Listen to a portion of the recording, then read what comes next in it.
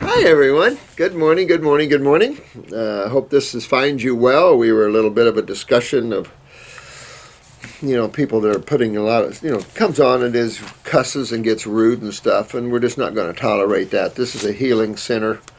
If you have any disagreement, I don't care if you disagree with me at all, to be honest with you. Um, my expertise is in detoxification and pulling people out of Hellville and putting them toward Wellville, and that's all I know, because I observe all these people. And we were talking about David Wolf and all the people that were purists at one point that later found a little more balancing act. Listen, this is 303. 303, got your oranges, sweetheart. I said that on the other video, honey. I got your oranges, and was those passion flower? You're a sweetheart. Our love comes out to you. Don't mind, I shared a little with James. So thank you. We love you here. We love you guys. Thank you so much. Definitely. Pretty. Pretty, pretty, pretty. Pretty woman. Pretty, pretty, pretty. I hope you like how Chris is doing it, because I do hate when we just can't get to you. And so I'm going to spend a couple hours with you today, and hope you don't mind. And we go on and look at these cases. And I was talking about that yesterday on a video, how important these cases are. Because when you're a practitioner, now the layperson might not find someone else's problems concernful to them, which is understandable. But in a practitioner base, and that's really what I want to do with this site, is get those of you that want to help others and become practitioners grounded with this.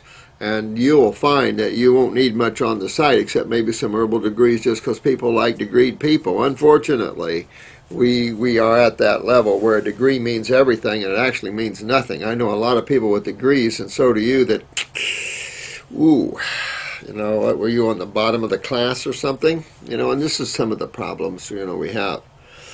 But let me come and go through these. But case study is really important. I think when you're really getting down to the nitty-gritty. For those of you that don't have the problems others do, it's still good information, because it's going to keep you tied into this revolving door of what we're focusing on.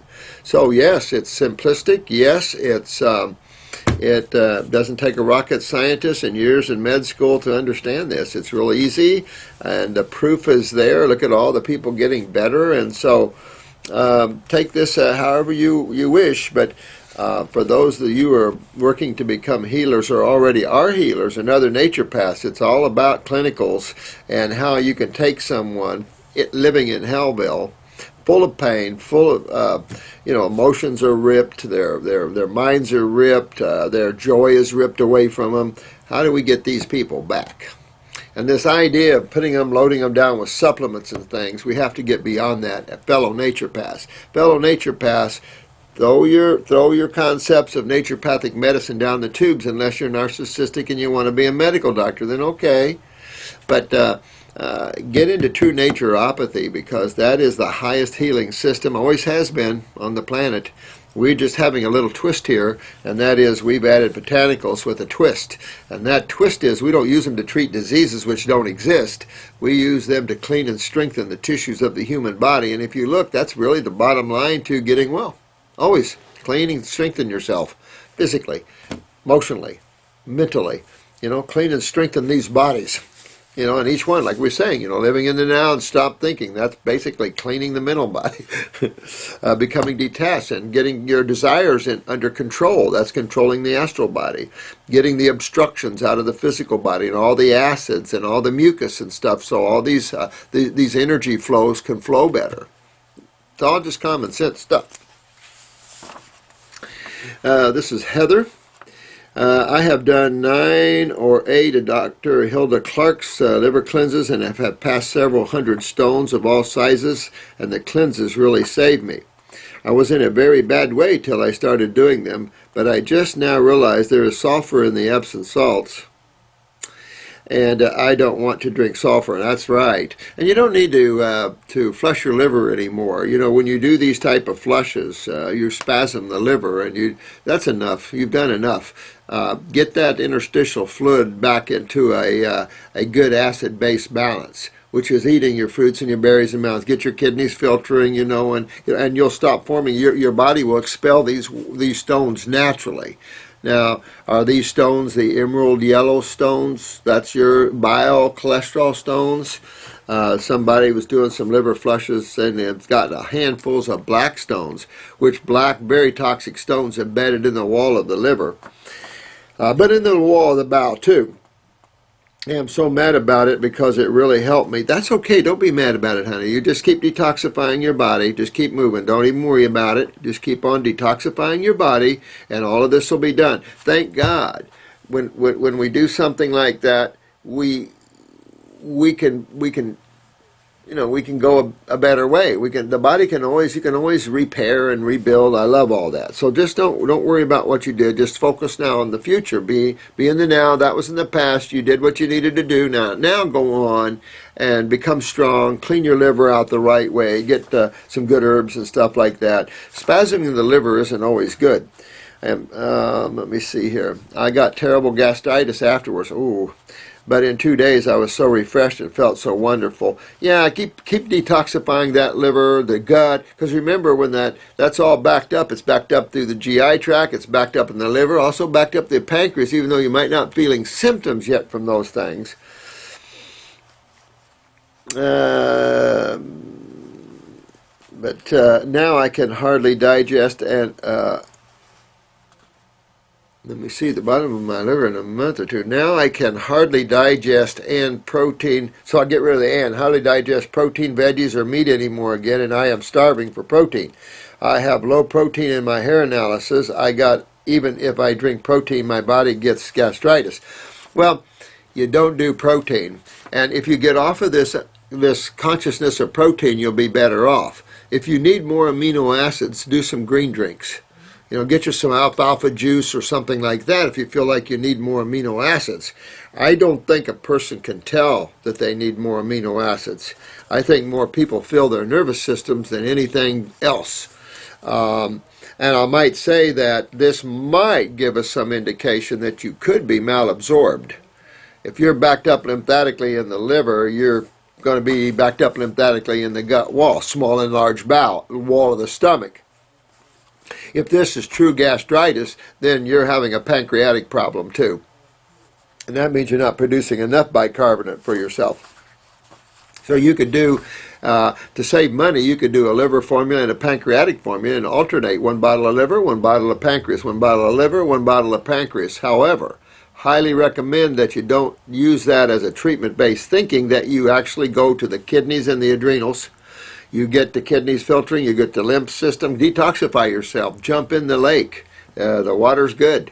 And really get in and start cleaning, get the kidneys filtering, and start thinking causative factors. Start thinking acids, lymph, you know, what forms stones in the body. What does acidosis create? And remember, the anionic coagulated environment. So we just have to realize that your fluids are dehydrating as we speak in acidic environments. And that's basically what we're looking at here. Not good to do protein anyway, I can tell you right now. Not good to do protein anyway, especially when you want to detoxify. After that, of course, I do put coconut in the mix here with people that are even detoxifying. So I'm pretty good in that way. Pine nuts, pignolia nuts, those are really good too. High-fat nuts, I like those. But when you do go back to nuts, just be cautionary and realize why there's a hard shell around every one of them, basically. You are currently working on my son, Parker, oh yeah, and my iris pictures, and I'm very excited and can't wait to know what you prescribe, and I am so desperate. Oh, let me see here, Heather. Did I go over your eyes? I think I went over your eyes. Did I go over your eyes here, sweetheart? If I didn't, you just, you get a hold of Chris and let me know, but I thought I did there. Please help me. Is there another way to get rid of liver stones? Yeah. Raw foods do. Detoxification does. Remember, detoxification is a base chemistry event, basically. even though you're bringing in chemistry of both acids and base. I mean, when you eat fruits and vegetables, you're eating, depending on them, how they're grown and picked, of course, but you're eating approximately 70-80% base to 20-30% acid, which will create an alkaline homeostasis. So that's all just natural, and in that little shift of pH, your stones, everything will start dissolving away, and everything is good. Or you'll just keep forming them and forming them and forming them and forming them and forming them. And it's all about an acidic environment. And so that's what you have to remove with the acid environment. To drink the salt, I really do want to drink the salts if there is sulfur in them. God, I'm so freaking confused. I can't think straight. Well, relax, Heather. That's the thing. And this is the problem, you guys. Opinions, opinions, opinions. They're a dime a dozen. They're all over the place. All I can tell you is that the Homo sapiens species is a frugivorous species. You cannot, in any way, shape, or form, prove that the physiology and anatomy of the human body is omnivorish. You can't prove that. I proved the other. It is a frugivorous body. A National Geographic gets in line with that. People get in line with that. Now, it is true. A lot of people have migrated out of the tropics, a lot of the Homo sapiens, and got into these environments. So, can one become a frugivore? I definitely think you can. In this lifetime, probably not. For those living in tropical islands, going to be the closest probably. But also, hard to be a frugivore when the environment isn't conducive to that, too. You also have to look at the environments. So people living in northern climates probably will find the vegetable matter better for them in the winter times. But, you know, either way, just keep it simple. There is no one perfect way of doing things. And remember, we're all genetically different, depending on our family trees. Our glands are all down to a certain extent, so everyone produces different ratios of hormones and steroids. So I feel like the only way that you can find some semblance of balance in things is just consume that. And to shift outside of a fruit or vegetable diet. The problem here is we're not even vegetarians.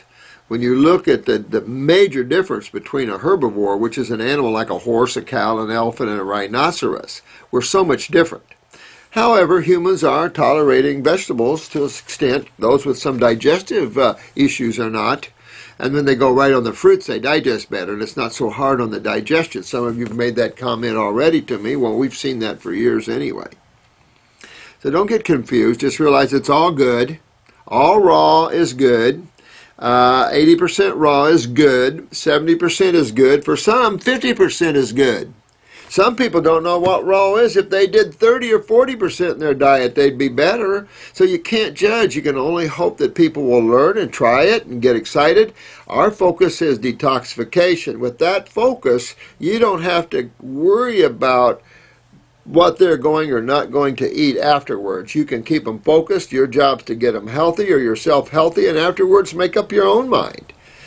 Knowing, because through this process you will learn so much of what really works and what doesn't work. That's why I'm saying just enter the process, and then you won't have to worry about things because you'll experience it firsthand. So if I can get you to these higher levels of dietary consumptions for humans, up into the fruit, berry, and melon range, then you see what's happening. A lot of you have already commented now that you've visited these higher levels and then tried to go back to vegetables and you couldn't hardly go back to vegetables. I experienced the same thing. Arnold Lair experienced the same thing. Those of us that went to these higher levels experienced the same thing. But that's okay. You don't have to get all confused. There's so many websites now on raw foods and juices and everything else. It's all good. It's just difference of opinion, different juices, but it's all good. We only have so many fruits and vegetables to pick on this planet, and it doesn't matter. It's all good. You always seek to find as organic as possible, hydroponics, oceanponics if possible. You just try to seek those things out. If not, you wash everything anyway good. and you just do your very best. That's the problem, is finding food.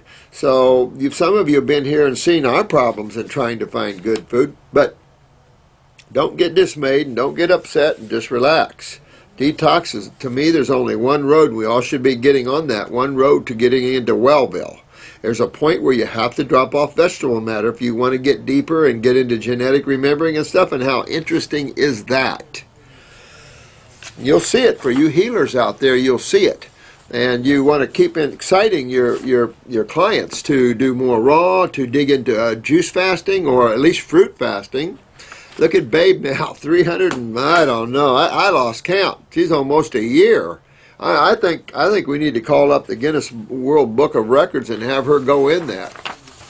I don't know what the longest juice fast ever is, but I'm sure she's got there.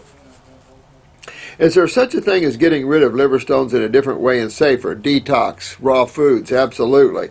We get a ton of them out of people just by that. I don't drink the bile. I don't think, yeah, you don't drink the bile. I don't think the bile's getting out from my liver. I feel it's stuck. Well, I wouldn't do any more liver flushes for a while and just let everybody get healthy. Put yourself on a juice fast. If you want to really purge that out, apple juice fast, lemon juice fast, grape fast, all that's great at pulling out stones. You probably would do yourself good if you did a 10-day Stanley Burroughs lemon juice, master cleanser. You'd probably do pretty good at helping to break up anything that could be clogging the bile duct, if there is that. But you would know that. You'd be yellow by now, by the time I'm reading this, I'm sure. So that you wouldn't have a blocked bile duct. Do the liver. That's why I love the herbs, guys. You don't have to do these very stimulating purges. There's a point where you can overstimulate tissue, and then and I've said this before, and you might be experiencing this, sweetheart, and you see that with digestive enzymes, but you see it with liver flushes and everything else. You see it with coffee enemas. You see it anytime you use a stimulant, you're actually creating innervation. And that's what people don't realize. Stimulation only creates innervation. We like the Buddha middle path. Jesus, all the spiritual giants walk the middle path, the path of the now, and path of balance. And that was really important that you get yourself back into balance there and use liver and pancreatic herbal formulas to work yourself away from this. Get into your fruits, berries, and melons, which digest very easy. Eat smaller meals more often. Digest your foods first in your mouth if you're having digestive problems down below. This is all alkaline, this is all base chemistry, this is all pancreatic right here. So you have amylase in both places. You start digesting your foods in your mouth because you're away from proteins, that's stomach, and just start chewing really good and start your digestion in your mouth. I eat very slow and I chew my food almost liquid. Just part of train myself. You are a wonderful person to have. Oh, thanks, sweetheart. I appreciate that.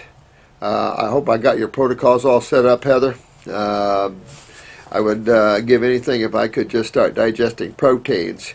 Well, first of all, I would wait on that side, get your health back, and then go down that road, because you're referring to beans, which are undigestible anyway, cream, undigestible, milk, undigestible, popcorn, fairly undigestible, legumes undigestible, corn undigestible, chicken, yuck, oils, that would be liver, and these things that get me sick. Oh God. Yeah, you just head down the road to Wellville, and you're going to find the extreme benefit of using the herbs in your case like this. That's going to help with the liver and the pancreas, where the food's just going to take too long. You really need to get into some herbal power.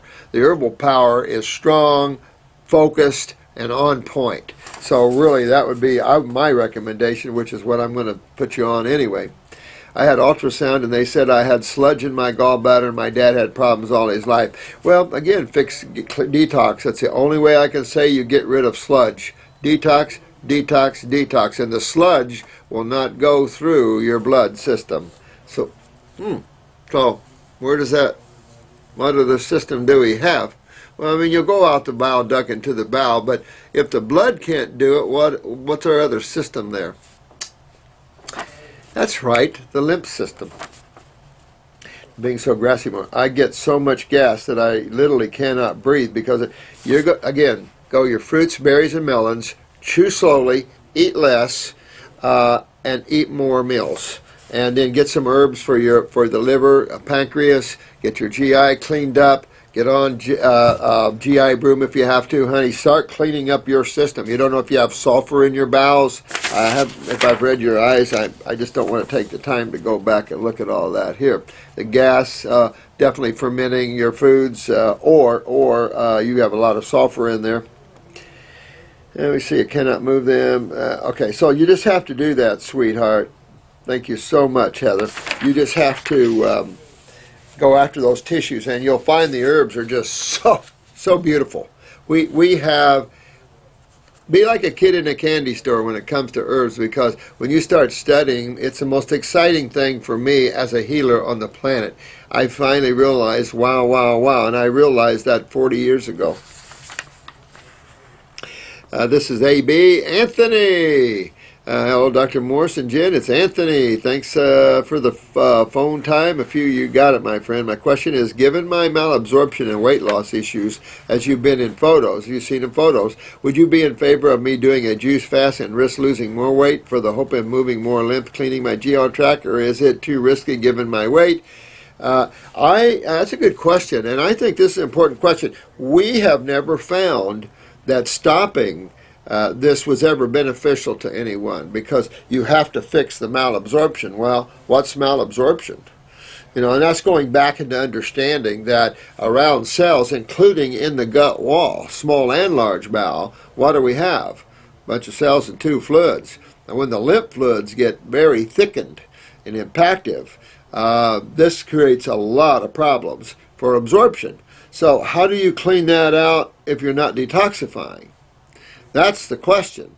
Now, perhaps the herbs alone can help you a lot with that, and you still not do the diet well. But I wouldn't worry about the weight at all. You'll find a place where you'll hang out and get that way. You go down, you get in there, you get your job done, and pretty soon you start putting on weight, and then you're out. Just like going on any mission in the military. You go in, you get it done, you get out. But I would advise you to keep going. Fix that malabsorption. I don't know how else you fix it besides herbs and the diet. If you don't use the herbs, then you only have one thing left. And that's it. I don't know of any magic out there. This is Mercury Toxicity, Feven, F-E-V-E-N. Is that Feven? Thank you, Feven. Greetings from Ottawa, Canada.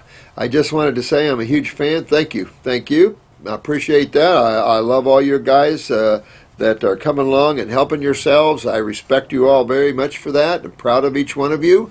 You're to be well commended, each and every one of you that are taking this on.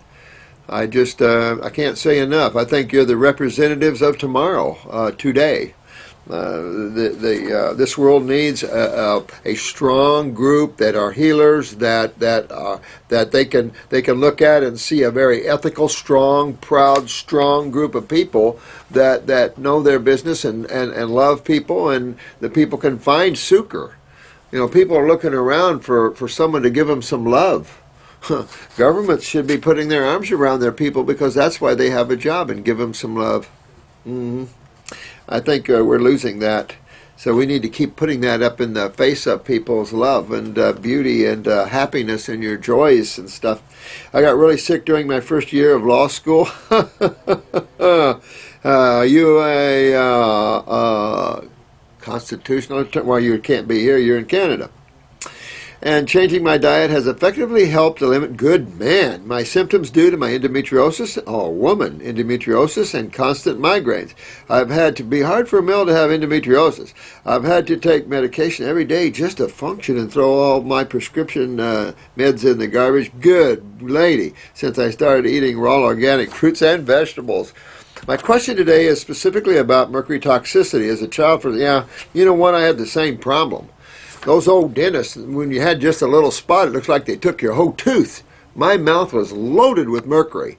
And I swear as I'm sitting here, I could be the last one that left me. I could feel a magnetic difference. And you notice I don't wear any jewelry. I can't stand metals anywhere near me. No offense to the metal world, but and my body's got a lot in it, but I'm just not into metals much. They're very cold, very tough, but they do serve a great purpose. They're, all these different atoms are just incredible. But your thoughts on amalgam fillings? Get them out. I really feel that it's important to get mercury out. Never have we realized the seriousness of the neurotoxicity aspects of mercury poisoning. So this is the big problem. It is a neurotoxin, and it loves, as we know with aluminum, it loves to go upstairs. So this sets these acids just set up more inflammation and more things like that. So really get that out. I wouldn't spend $20,000-$30,000 with the holistic dentist, and forgive the holistic dentist because they would be in my field. I'd say go to them, but when you're talking about ripping all your teeth out, your implants, and your root canals and all that, having teeth is really good. And since we haven't got our health to the point we can grow a third set, so I'd recommend cleaning that out. The greens are a good buffer, like parsley and dandelion green. All your seaweeds, very protective. Kelp, dulse, all very Irish moss, very good. We have a Chem Metal Detox. I put the fresh cilantro, fresh parsley in that one. And then, so good detox in that way, but just clean your lymph, keep moving on the raw fruits and berries. The grapes, a lot of flavonoids, very powerful buffer for a heavy metal detox. The only true way to clean true metal toxicity out of the body, not chelation, because, again, we're going medically and assuming blood is the only thing that matters. Well, those of you with all the cancers and all the pain, I don't think now you know that blood is what really matters. We have another system that's 3 times bigger. I would think that would be somewhat important since it's 3 times bigger than the blood. I mean, I don't know. I'm just a lowly naturopath farm boy. I don't have all the medical experience and knowledge that they have. But sweetheart, yeah, I'll detoxify your body there. I hope you become a good lawyer too. Stand up for honesty and integrity. That's all I can tell you, because the judicial system in this country is at an all-time low. It's unreal. This is an unreal. Hello, Drew. This is Cheryl Poe. We spoke earlier this morning. Hi, Miss Poe. Hi, sweetheart. Earlier this morning regarding issues that have been regarding inner and outer elbow. This is about inner and outer elbow pain. I have this challenge for a few months and thought it may be due to acidity and stagnant lymph. Well, absolutely. Whenever you feel pain, you can pretty much know that you're either in high acidosis or high alkalosis. Well, pretty much I think we can feel comfortable because you're going to do the same either way. I think if we keep it simple and keep it into acidosis, you're going to be more spot on to what's really going on. Again, there's a lot of theories to claim most people are in alkalosis and sort of acidosis, but that doesn't really stand up to pH papers and stand up to what we see here. It's predominantly acidosis.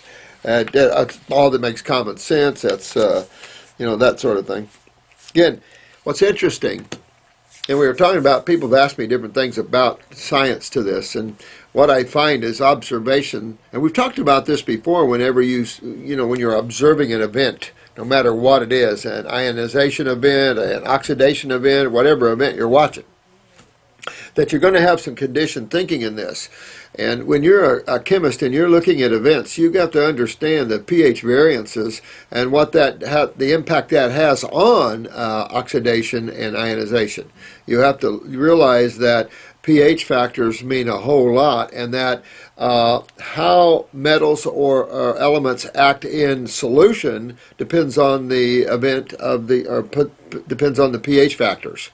And so when you get into the human body and you realize that activity and metabolism and respiration yields acid byproducts, that then you start to begin to realize that in the fluids become, the solutions or the fluids become more acidic, your ionization event and oxidation event is going to radically change. You can see this particularly in magnetics, where people are buying all the magnetic bracelets, and a lot of the MDs are getting into. I have a beautiful lady that's an MD here that she is pain management, of course, and she makes herself beautiful magnetic jewelry. I had her on our radio show one time, interviewing her. But it's all, again, these are okay for assistance, but you want to fix the problem. And that, again, is moving those pHs back into a acid-base balance, a homeostasis, which is dominant on the base side. So this is just important. And this process we're doing here is moving the pHs in. And then you see a whole different change, the way oxidation takes place in the human body. And the ionization, you see how that changes. And this is all about the movements of electrons, blah, blah, blah, blah, blah, and the movement of hydrogen. And it's all about this.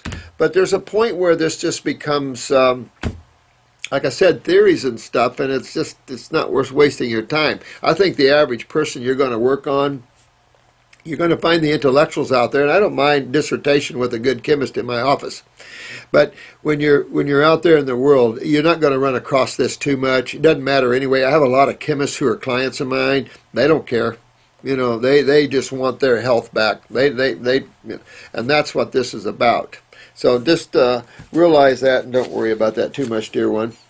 I think you're right on with your elbow, though. Acid.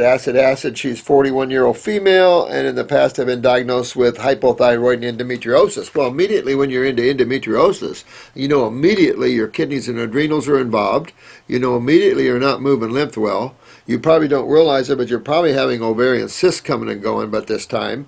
And this can be, then another thing that you see along with this for females is fibrocystic breasts. Well, this is all about a systemic problem. Remember, lymph is a systemic fluid, therefore it becomes a systemic problem when you're not filtering and moving these acids out of the body well. And that's what we've been facing, a systemic problem.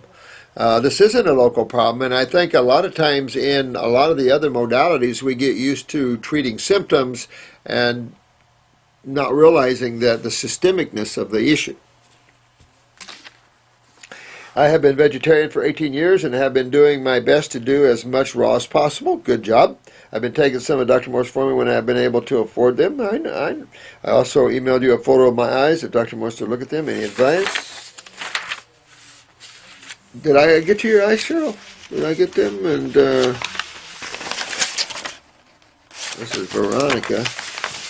I think I went over all the eyes that I have here. If I didn't go over your eyes, guys, make sure you get with Chris. He takes the eyes off. If I haven't gone over your eyes yet, please get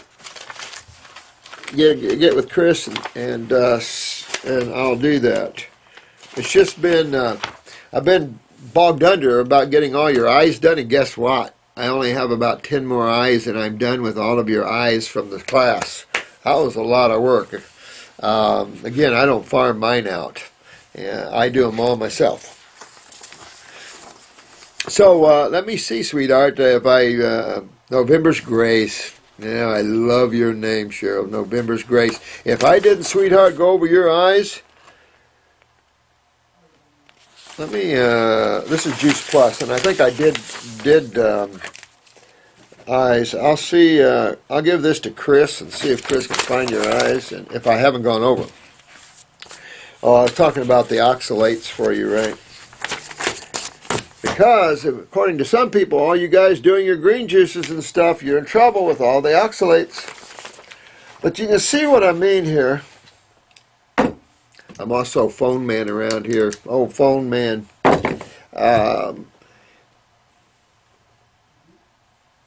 Sometimes we see a principle in a food, and then suddenly the food becomes bad because it has that particular principle, and the FDA kind of uses that to try to slam us sometimes. And in reality, I thank God I like this female federal judge. She said, can't do that. Can't do that. I like a judge that is honest and to the point and doesn't buy into all this crap.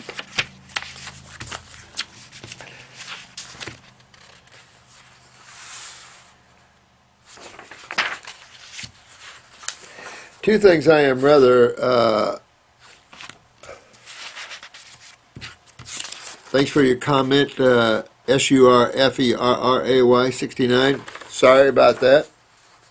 Two things I am rather fed up hearing about on this screen. Yeah, exactly. Thank you. Me too. All right. Hello, Dr. Morse. My name is Rodrigo. I love your work. Lots of great information. Lots of thank you, my friend. Very appreciative. Where are you from, man? I am graduating on nutrition in Brazil. Love Brazil. I just love Brazil. I have a friend down there, and he says the like the salad bars down there are like massive with fresh fruits and everything. It's like, oh my God. I would like to go down to Brazil. We have a lot of good Brazilian clients. Nice place. But actually there's nothing valuable being taught on the college. Well, that's the problem. When you start getting at this level and you start working with people and you start seeing what's going on, when you're stuck in a nutrition class, it becomes a little bit ridiculous. But you just go ahead and get your degree and go through it. But don't let yourself be pulled into theories and half-truths and stuff that isn't real anymore. This, as you're learning more, you just have to get your degree. Okay. But I've been in classes like that where I'm just saying, oh God, you know. But you know, you just do your best. I am facing a health problem, an anal fistula. Apparently an anal gland got inflamed, and there is a little ball behind the anus and scrotum. Yeah, you want to get this out of there.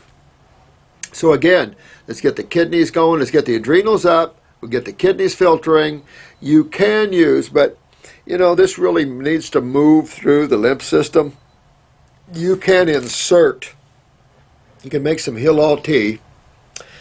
Maybe insert one real good and get your bowels cleaned out a little bit. But then just insert just a little bit, so it's not enough to give you a bowel movement. Not enough to spasm or create peristalsis, but just enough. And that's why I'm making these, if I can get them, I'm trying to get suppositories. And this is exactly why I want suppositories, because not only do we have rectal fistulas, we have vaginal issues. Same things, a lot of tumors and stuff. So suppositories would be real cool. So yes, definitely with the implant, and I do very little up in there, and let that absorb into the walls. There'll be some drawing action, so that might get a little swollen a little more initially, but you're drawing and pulling at the same time. You want to move that lymph up through those kidneys. Do the GI broom, if it was me, a lymphatic 1 capsules, get on my 2 kidneys, another lymphatic, stomach and bowel, GI broom, you know, really start moving all that out. But the Hill tea and a little implant up that rectum there, just a little bit, and let that hold in there, absorb in there, is just a real good healing thing, and I would do that. But move your lymph. Again, a systemic problem here. Not a good place to have it, though. And then colorectal cancers, if that's right down there, you want to handle this now. So I would get on fasting and everything else, because at those low levels like that, if you ever have to have that cut out, you might end up with a bag, and that's like, no, we don't want to do that. It feels no pain. Well, it's a tumor developing, and you just have to, that's at your lymph system here, and it's probably going to, it could, you know, tear the wall a little bit. It doesn't come out yet. I am doing hot baths with Daikon leaves. Interesting. I'm not familiar with that herb, but is it drawing and pulling? Probably. But again, try that Hill tea insertion right up there, and you could even insert. You wouldn't have to sit. You could even insert this. I don't know where the toxicity levels of these leaves are. Probably not much, but you'd have to look that up. And come out yet. I am doing my best. I am transitioning into a raw diet. I would, transition fast. And just get these out, because you just don't, in that location, it's not just a good location to be in, you know. So just you want to get that out as soon as possible. Get on some fruit fasts. See, these doing strawberries, tangerines, papaya, persimmons with sprouted flaxseed flour. I'd probably dump that right now. sprouted sunflower seeds. I'd probably that's sprouted brown rice, quinoa, and mung beans. I'd kind of set that to the side to tell you the truth, and I'd really pump up on the fruits. You're down in Brazil anyway. You really hit those fruits hard. A lot of mangoes, and really just start detoxifying real aggressively. Get this out of there. Get your lymph moving, and then you're good. You're good, and then the rest of your body's good too. Remember, it's a systemic problem. I do salads with radish, cabbage, tomatoes, avocados, lime juice, and this is all good stuff. Don't get me wrong, this is all good stuff. But if you want to detox more aggressively and faster, get more up on fruits, berries, and melons. What can I change? I really want to do this the natural way. I don't want to do surgery. You don't want to do surgery there, and I don't blame you. So again, do some insertion of the tea. Definitely, you're doing good with what you're doing, but you need to get up in that bowel there a little bit and let it absorb into that area. But this is a kidney filtration thing again. Want to get up and even down there. So you want to get up and get that done because there's the hips on each side. I mean, you start seeing what's all around you that you now can start feeling. You can start feeling your hips or your knees, and it's just this whole thing going down. And then, of course, Mr. Prostate's around the neighborhood. So definitely a good idea to get this out now there, my friend, and get up there and do your thing. This is a repost for the third time. Oh, I am so sorry, Brian. I'm telling you. Again, if there is a very important question we're not getting, and I know our phones are busy, but try to get into a phone and ask Drew or Fran. She's new with us now. She's worked with us before. She worked with Gary Knoll for a while. She's a good kid. Thanks. I have a couple of major concerns. I'm 46 years old and have went from a heavy fat and dairy diet to a 95% raw diet. That's pretty good. Good job, man. Good job. Good job. Emphasis on fruit for my intake. 85. Good job. Good job. Now, massive indigestion. Well, massive indigestion. We either are looking at, like the one we talked about earlier, we're either looking at hepatic, which is liver, or pancreatic. Either those two things. So it'd be good to get up on the fruits, berries, and melons, get all raw, smaller meals more often again, chew really well, get into some herbs for the liver and the GI tract, and start cleaning that up. Cleaning that bowel up with all our, or whatever you find. But, you know, we use the GI broom, and we have stomach and bowel formulas. We have lymphatic capsules which start pulling and cleaning on the bowel wall. And that reminds me, Rodrigo, you could definitely break open a lymphatic 1 capsule and brew that along with the Heal All tea and then insert that. You could do that. You can open up any of these capsules and then brew them along with that and insert that up there. This is going to be astringent, though. It's going to pull on the wall, so you could get a swelling and feel that coming out there. But in reality, we really don't want to pull it too much through the wall. We want it to be absorbed back into the lymph and out the kidneys. You know, because if you pull it on the wall, you're going to feel it. There's going to be, it's going to, it can bulge your rectal wall there. Excruciating heartburn. Yeah, we want to get away from all this. Now, keep in mind, you could be dealing with interstitial lymphatic constipation here, and that's what we don't want. Remember, that's when your lymph is backed up in the wall of the small and large bowel, in the wall of the stomach, in the wall of the esophagus. This is what they like to call GERD, bull crap. There's 3 different types of this. Remember, we talked about the sulfur. We talked about the interstitial lymphatic constipation, the burn from within to the out, the worst one, the one for Crohn's, IBS, and all this stuff. That's the worst burn, and that's the burn they don't understand. Then you have the true hydrochloric acid burn, of course, with the low bicarbonate. And heavy constipation, wow. All right, so you want to get up on a bowel formula, at least number 3, 4, or 5, to where you have a daily movement. They also have the herbs to power up and start healing and cleaning. At the same time, I'd hit my adrenal glands. I'd probably also take the brain and nerve number 2 and really strengthen my nervous systems, because your peristalsis sounds like it's way down. Well, that's the adrenal glands. That's the autonomic nervous system. So that's something that you want to build up. And of course, if you're having this massiveness in here, that all suggests lymph, and then the suppression of the function of the liver or the pancreas. So you could take those herbs for those 2 glands. At the same time, I'd really heavily move on that lymph. See what your eyes look like. We're going to do more training and more training as we go along here. I have been eating this way for 7 weeks and have went from 250 pounds to 225 so far. I am 6 foot male, 47. I feel better on many levels. Good man. You're doing good, man. However, every morning I still wake up with heartburn, bloated stomach. Well, then I suggest, and this is one, when you do this, this is why ultimately, you know, when I talk about detoxification diets where you do fruits and berries all day and a salad at night, well, this is a case where I wouldn't even eat at night. I eat very, very little. And what I ate at night would be very soothing, something like papaya or melon or something that's really soothing. Papaya, of course, high in digestive enzyme factors, if you will. So very helpful with something like that at night. Eat very light. Don't eat for a couple hours before you go to bed, no question. Let it digest and get down first, and then through the day start cleaning and building up your detox and everything, and you'll pull yourself out of this. But there are a lot of people who are having this problem. You're not alone, and this is a big problem a lot of people suffer with. And remember, the more the acids are in there, the more damage can occur. So we want to get these out of there. And stomach aches. So yeah, you really want to clean that lymph and clean that bowel up and get that all cleaned up. No protein whatsoever. Not when you're like this. You take a case like this and give them protein, you're going to send them out the woods. Dry foods in the past, especially turkey, would get caught. Well, here's the thing. Sounds like you have a hiatal hernia too, or your sphincter is really weak. So you want to make sure your stomach's pretty clean when you go to bed. That's all I can tell you, because it doesn't sound like your sphincter is closing good enough for you, and you're getting a little bit of regurgitation. But you, like I said, eat light at night, eat your light fruits at night or melons at night, and eat them a couple hours before you go to bed. Make sure your stomach feels fairly empty.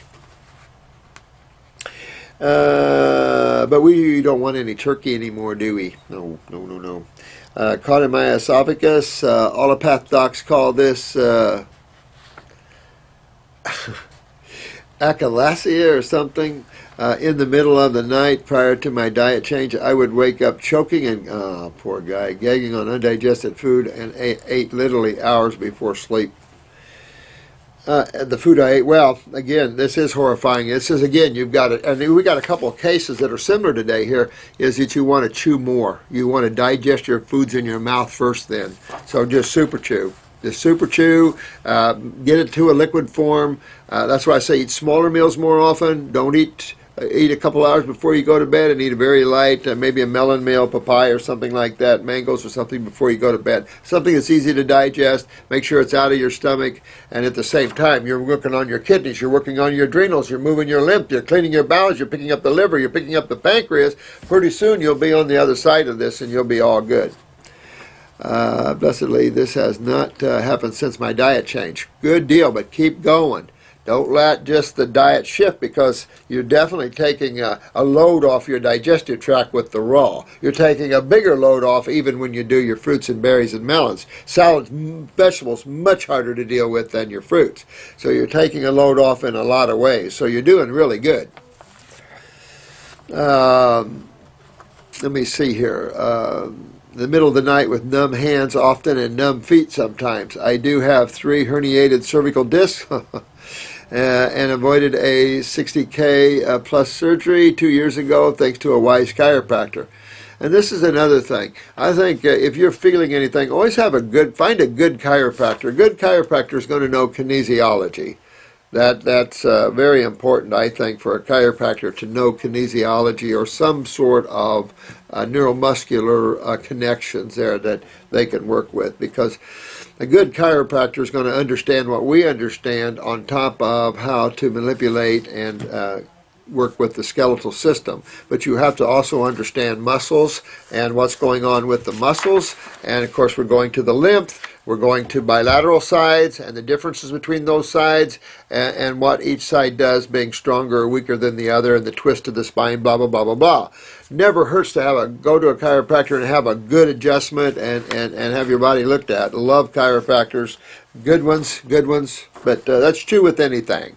We all like people good in their field, so you should always strive to be the best in your field you are. And to be the best is you don't walk with blinders. You understand that school is very limited in its ability to teach you the truth and teach you reality, because what you're taught in school is one thing. When you get out in the workforce, it's totally another. And that's why I do want to tape some live sessions here, just give you an idea how we do one. So you have kind of a feel for that. We just never had that kind of training in school. And I feel it's very important training. That way you'll feel confident and comfortable with working with people.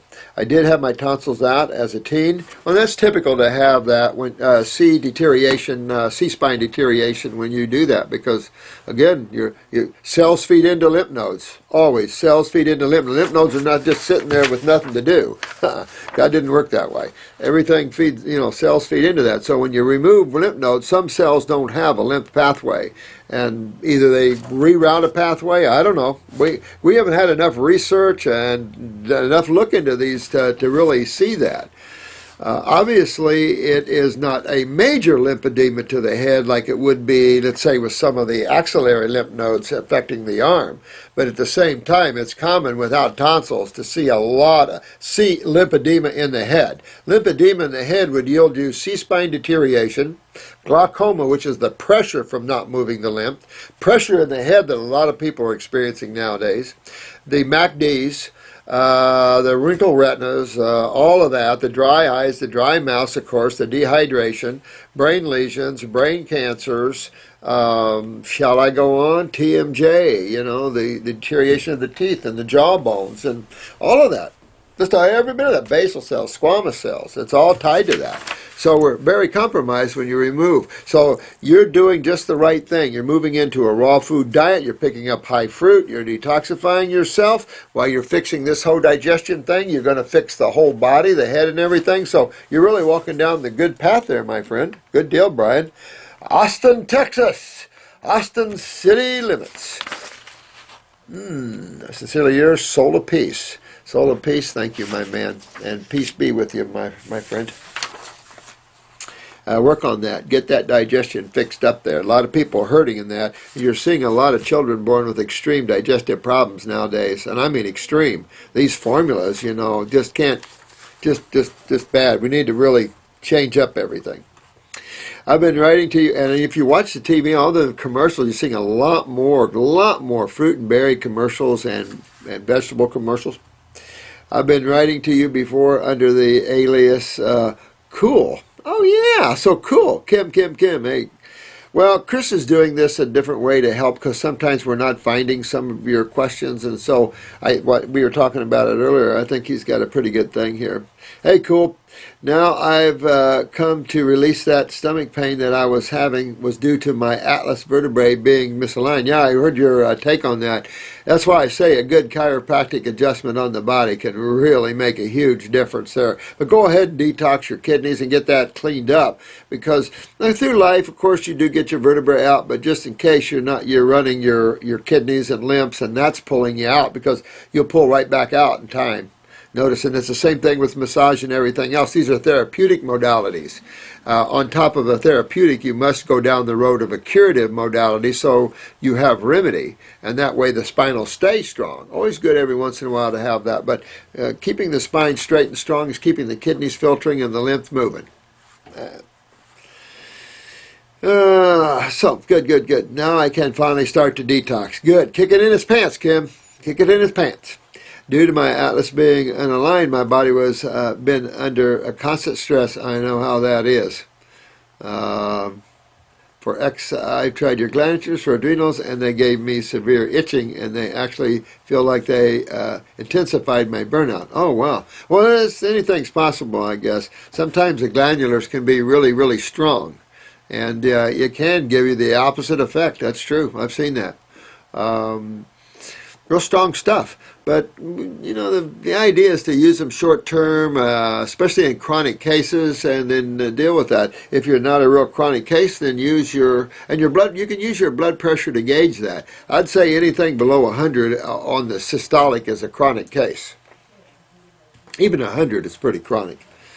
Lead me to not being extreme acidic. My legs and back are covered in tiny wounds that won't heal, and the skin is very unelastic. So this is what I was getting at, Kim. This is the lymph system. This is what's tweaking your spine out. It's also what's causing the other stuff too in its own way. And so that you're just seeing that. The skin, remember, third kidney, but your skin is a good example of your lymph system. And if you could look at your kidneys, that would also be a good example of your lymph system. So this is just saying to me and you too, Kim, that we really need to move your lymph system, get your kidneys filtering, clean that lymph. That'll take the pulling of the spine off, and this will really just end any deterioration or anything like that. And it'll also get into the digestive tract. You know, sometimes your problems are still there even though you don't feel them. That's in iridology. I'm going to see places that you don't feel yet, but that's there. A lot of people, some people used to laugh at me, one guy in particular, about, I told him he had a gallbladder problem, and he didn't really take it to heart. He thought I, probably just kind of a voodoo thing, but he stayed for a couple months on the program, felt real good, but, didn't think much about it. And then here about 5 years later, he brought his two sons in. They were 17 and 18, or 16 and 17. He wanted me to help them get their health back a little bit. I pulled his chart and I said, whoa, look at that gallbladder there. I mean, those lesions stand out. So it's a real simple thing. And I said, well, what's in the gallbladder? He said, funny you should ask. Last year they sucked it out. So I really like the eyes because they've been spot on for me for 40 years, just spot on. So I really like them. And how to proceed. Okay, so let me see. I tried your kidney capsules and they gave me itching. Well, the capsule, this is not giving you itching. What's going on here is you're loaded with candida. So that's the problem. To get on a focused regimen, and I think you'll do well if you get on a focused regimen. Remember, we've had 40 years at putting together these regimens that will best give you the best thing. Because you guys got to know where our heart is by now. Come on. So you know that for me, I'm always going to try to make it better and easier for you. More simple, the detox easier and better and deeper. That's always been my goal, is to make everything better for people. And so I've really tried hard at doing that. And so get on a focused regimen because you're loaded with fungus. It isn't the problem isn't with the glandular. The problem isn't with the herbs. The problem is with your body and what's happened in there. And when your lymph is backed up that much, you automatically know you're full of fungus because it's the adrenals that are highly involved in this situation. But adrenals are also involved in sugar metabolism / fermentation process. So / fungus.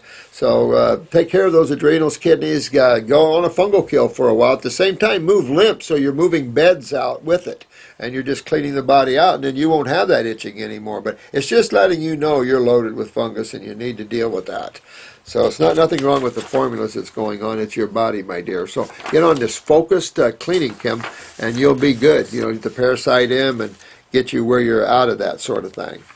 Give you some hot and cold therapy on the skin, or do some saunas, some steam saunas or something, and really start sweating. Open up. Just start opening everything up and pushing all the crap out. I mean, that's basically what we're doing. It's just opening up the body's ability through the kidneys and the bowels to clean itself and getting the body cleaned out. And I think it's easy to understand that everybody needs a house cleaning once in a while, but on top of that, we're regenerating tissue. I like that. At least the body's regenerating itself. Due respect to the body. Joan. Hey, Joan Bedford, high blood pressure. I've just been diagnosed with high blood pressure. Kidneys, Joan. Kidneys, unless it's swinging. It's swinging. Get yourself a blood pressure cup. Doesn't cost that much at the pharmacy. And watch it. If it's swinging, cerebellum. Do you feel pressure? Do you feel tight neck, stiff shoulders? If you do, possible cerebellum. So that's a very important detox. But also the kidneys. When we start seeing our blood pressure go up, get a blood work, look at your last blood work, and look at your creatine or creatinine. Look at that and see what it is. We don't want anything above 0.6. And by the time you see this, it was in the 180 over 100 range. A bit high for a few days before I agreed to take medication. I'd take medication at that. I would. But turn around, get aggressive, and you'll be off of it in a couple of weeks. It doesn't take long to get the blood pressure down. It really doesn't. Blood sugar the same way. You have your fits with the blood sugars, but because there's a lot of neurological issues and you're seeing the blood sugars up and down, up and down, up and down. Some of these things, you can't treat those things. You can't, and people are running into a lot of trouble when their medical doctors are trying to treat these hypo or Brady-Tacky type situations. You just have to be careful. Detox is always the answer in those situations because you cannot aggressively deal with that, and especially in a hyper situation, detox is the only way to deal with that. Acids and acidosis can create hyperactivity. So heavy metals and things like this can create hyperactivity in tissue. So you detoxify and clean all that out, and hyper always goes down to normal. But in time, hyper always goes to hypo. Things always go toward Hellville if you don't do anything about them. Let me see. I would like to stop this medication, but I am unsure how to do it. I was high raw before, but not at all raw. Well, that's okay, but there's something going on. You're losing your kidneys, or you're not moving at that level. It's not enough to get your lymph moving, and you're still having problems. Remember, cells are constantly producing waste. You're constantly in activity, constantly moving. Everything is constantly in flux, even when you're sleeping. So that means that there's constant waste to be dealt with. Well, when you have a system that's not effectively dealing with cellular waste in the first place, and every day your body's producing more, and if you're very active and you're doubling that, woohoo, you're really, creating a mess. So you have to take some time, relax, cut down the activity level, get yourself focused, and just wrap yourself around the produce. Wrap yourself around fruits, berries, and melons. Wrap yourself around love. Wrap yourself around God. Wrap yourself around nature, the mother. Wrap yourself around everything that makes you feel good, beautiful flowers. Wrap yourself around beauty and love and things. Find someone that gives you a good hug and kiss sometime. Just find where you're having a good in your life, everything good. I would stop the meds when my blood pressure goes down. Make sure, though, that you're not consistent. When they set you with a blood pressure medication, a lot of medical doctors just set you on it. You might have an appointment to be rechecked after a while. It's far better when you go on this. I've seen people stuck on blood pressure medication for years without being rechecked. I really think that you need to get a blood pressure cup. It's not expensive, like I said, and check your blood pressure before you get stuck taking meds at a certain level constantly. You could have the swinging blood pressure, and you would only use that PRN, means when needed. And so you have to kind of take some responsibility on your own here, but in reality, it doesn't take long to get your blood pressure down. Probably take longer to deal with swinging blood pressure than blood pressure from the kidneys, I would think. That's what we see here. So, Joan, take off after. Put yourself on a fruit and berry fast. I'd rather see you do a cayenne garlic combination. We have one with butcher's broom and some of the other Roto-Rooter babies. And do something like that. Gently dilate the capillaries and vascular system. That's why I like organic cayenne pepper, low heat units of about 20 to 30,000. You could do the same thing with a little bit of niacin, but I'd get the niacinamide so you don't get the flushing with that, and maybe do a little dilation of the vascular system just to keep everything good and everything. You could do the circulation lower formula. If you have pressure up here, I'd probably do the circulation upper. Then I'd go ahead and get into my kidneys, my bowels, and clean everybody up, and then your blood pressure will come down and stay down. Don't forget the adrenals. This question is ALPHA and OMEGA, omega 44. I've had my tonsils removed when I was little and not educated. What herbal formulas would you recommend? Again, thank you very much. Interesting icon or whatever.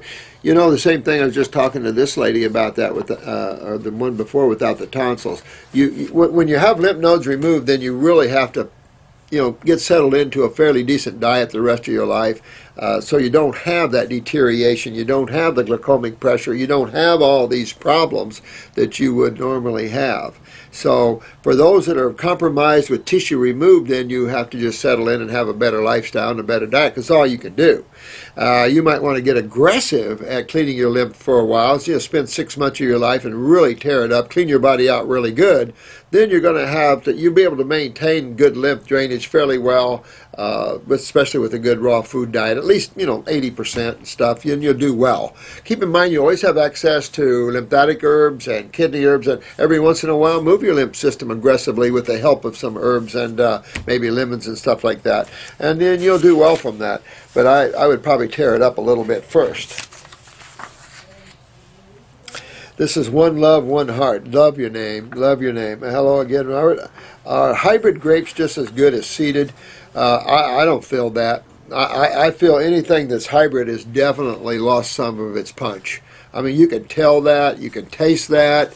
There's no question that your good organic or natural grown or wild food is going to be superior. I mean, just look at the difference that these herbs have on a person. Those of you on them, you already have told me. I've read a lot of your comments. I love them. I've experienced them for years. My clients for years and years. I think once you go through our programs, you become an herb lover. I just such a difference, and you never fear the herbs. It's just like, for me, it's like a new discovery world. There's so many herbs, and we don't even know really a fraction. We're learning about the chemistry more with all the brainos and stuff, but we don't always know what chemistry might or might not do. There's just so much we don't know. Well, thanks for the question there, dear one. Love you lots too. Thanks. I love your one heart, one love. Uneven gradient, looking good. Oh, thanks, my friend. I tell you, I've been burning the candle, guys. So I'll get myself. But thanks so much for your love and everything. I tell you, for those of you that are taking on clients and those of you that are healers, this is one heck of a level of work. It is so stressful. Our people out there burn out so quick answering the phones, you wouldn't believe it. There is just so many questions, so many people suffering, that when you're constantly talking to the suffering, your heart, we have people that have good hearts. At least we try. And so, it's tugging on them too, because they have good hearts. They don't want people to suffer.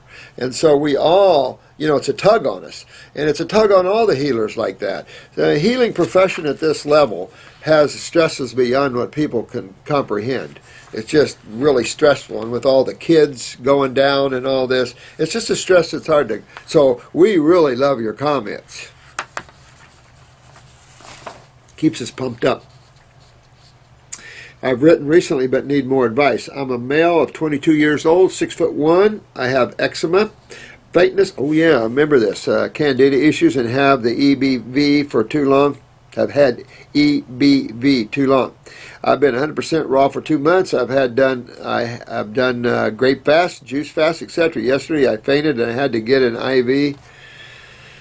Oh my God. My blood pressure is unusually very low and very barely stand up. Oh my God.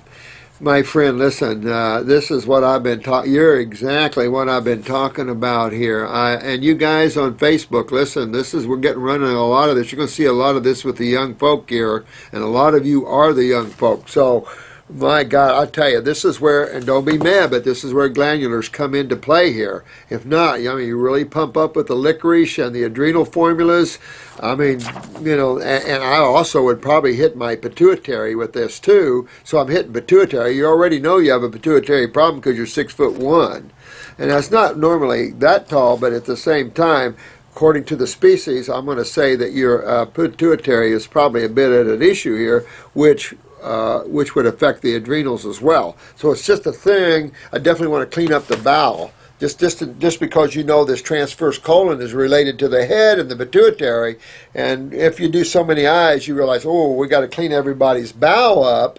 At the same time, we're going to get into the pituitary, we're going to get into the adrenals, and that sort of thing. So that really, this is a case where when you have humans fainting because their blood pressures are so low, glandulars, we need help. And this is exactly a good case for that. I would get at least 160s, somewhere up in there, and probably 3 times a day. Hit those adrenals hard, try to wake them up. Of course, you're going to have the lymphatic problems on the side because remember the adrenals control the kidneys. Well, looky here, we have eczema. So we know we already have a big lymphatic problem. I'm sorry that you fainted. Now, when you feel light, I want to show you. You have your pulse line here. You have your pulse line here, and you feel your pulses in there. Use 3 fingers, so you're picking up 3 pulses. But you want to hold your fingers over that pulse. It's going to feel real faint and weak. Hold it there. Hold it right there until you feel your pulse starting to do like this, real strong, and then you'll start coming out of it. You'll wake up out of it. But always hold your pulses right here when you feel faint or weak until you feel that popping strong. And you can do that anywhere in the body, but you particularly want to do it over the pulse meridian right here on your wrists, and you'll wake up out of that. You could hit the adrenals on the bottom of the feet too, but this works real quick right here. I've had to do that. When I poisoned myself, I had to find ways to support myself before I would go down. Should I be getting more sodium? Well, that's the problem, is your adrenals control sodium and potassium. That's the problem. Remember, we had digestion, absorption, and utilization. Utilization is a factor of predominantly the adrenal glands, believe it or not. Look at all the mineral steroids the adrenal glands produces. So here again, we've got a compromised adrenal, so therefore it can compromise sodium, potassium. Well, that's your potassium in the cell, sodium out of the cell, blah, blah, blah, blah, blah. When we start looking at osmosis and we're looking at how we build chemistry up on one side of the cell or the other, so we have an osmotic move. Let's see, I had some celery and it made me feel better. Yeah, I'm on Parasite M, Lymphatic 1, Nodes 1, Endocrine Glands, Stomach and Bowel, Pancreas, Heal All, and 2 glandulars for standard process advice on keeping me pop up that adrenal from, if it's from standard. If not, switch over to enzyme process, adrenal 160s, and really hit that hard. Go on up. Adrenal 160s are much better. Enzyme process is all organic, buys from, we've been doing a lot of research here in the last few months here, and so shift over to the standard enzyme process. Those are the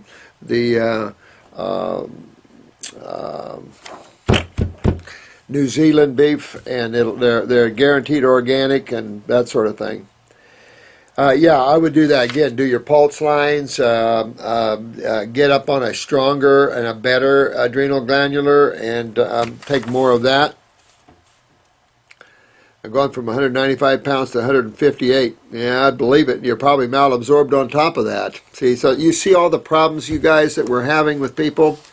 And this is stretching all you Facebook and all this. You see what we're up against. We're up against some very serious problems. People are having very serious problems, and we're the only ones that can find the remedy. We're the only ones that can help people. I mean, you've got people that are helping, don't get me wrong.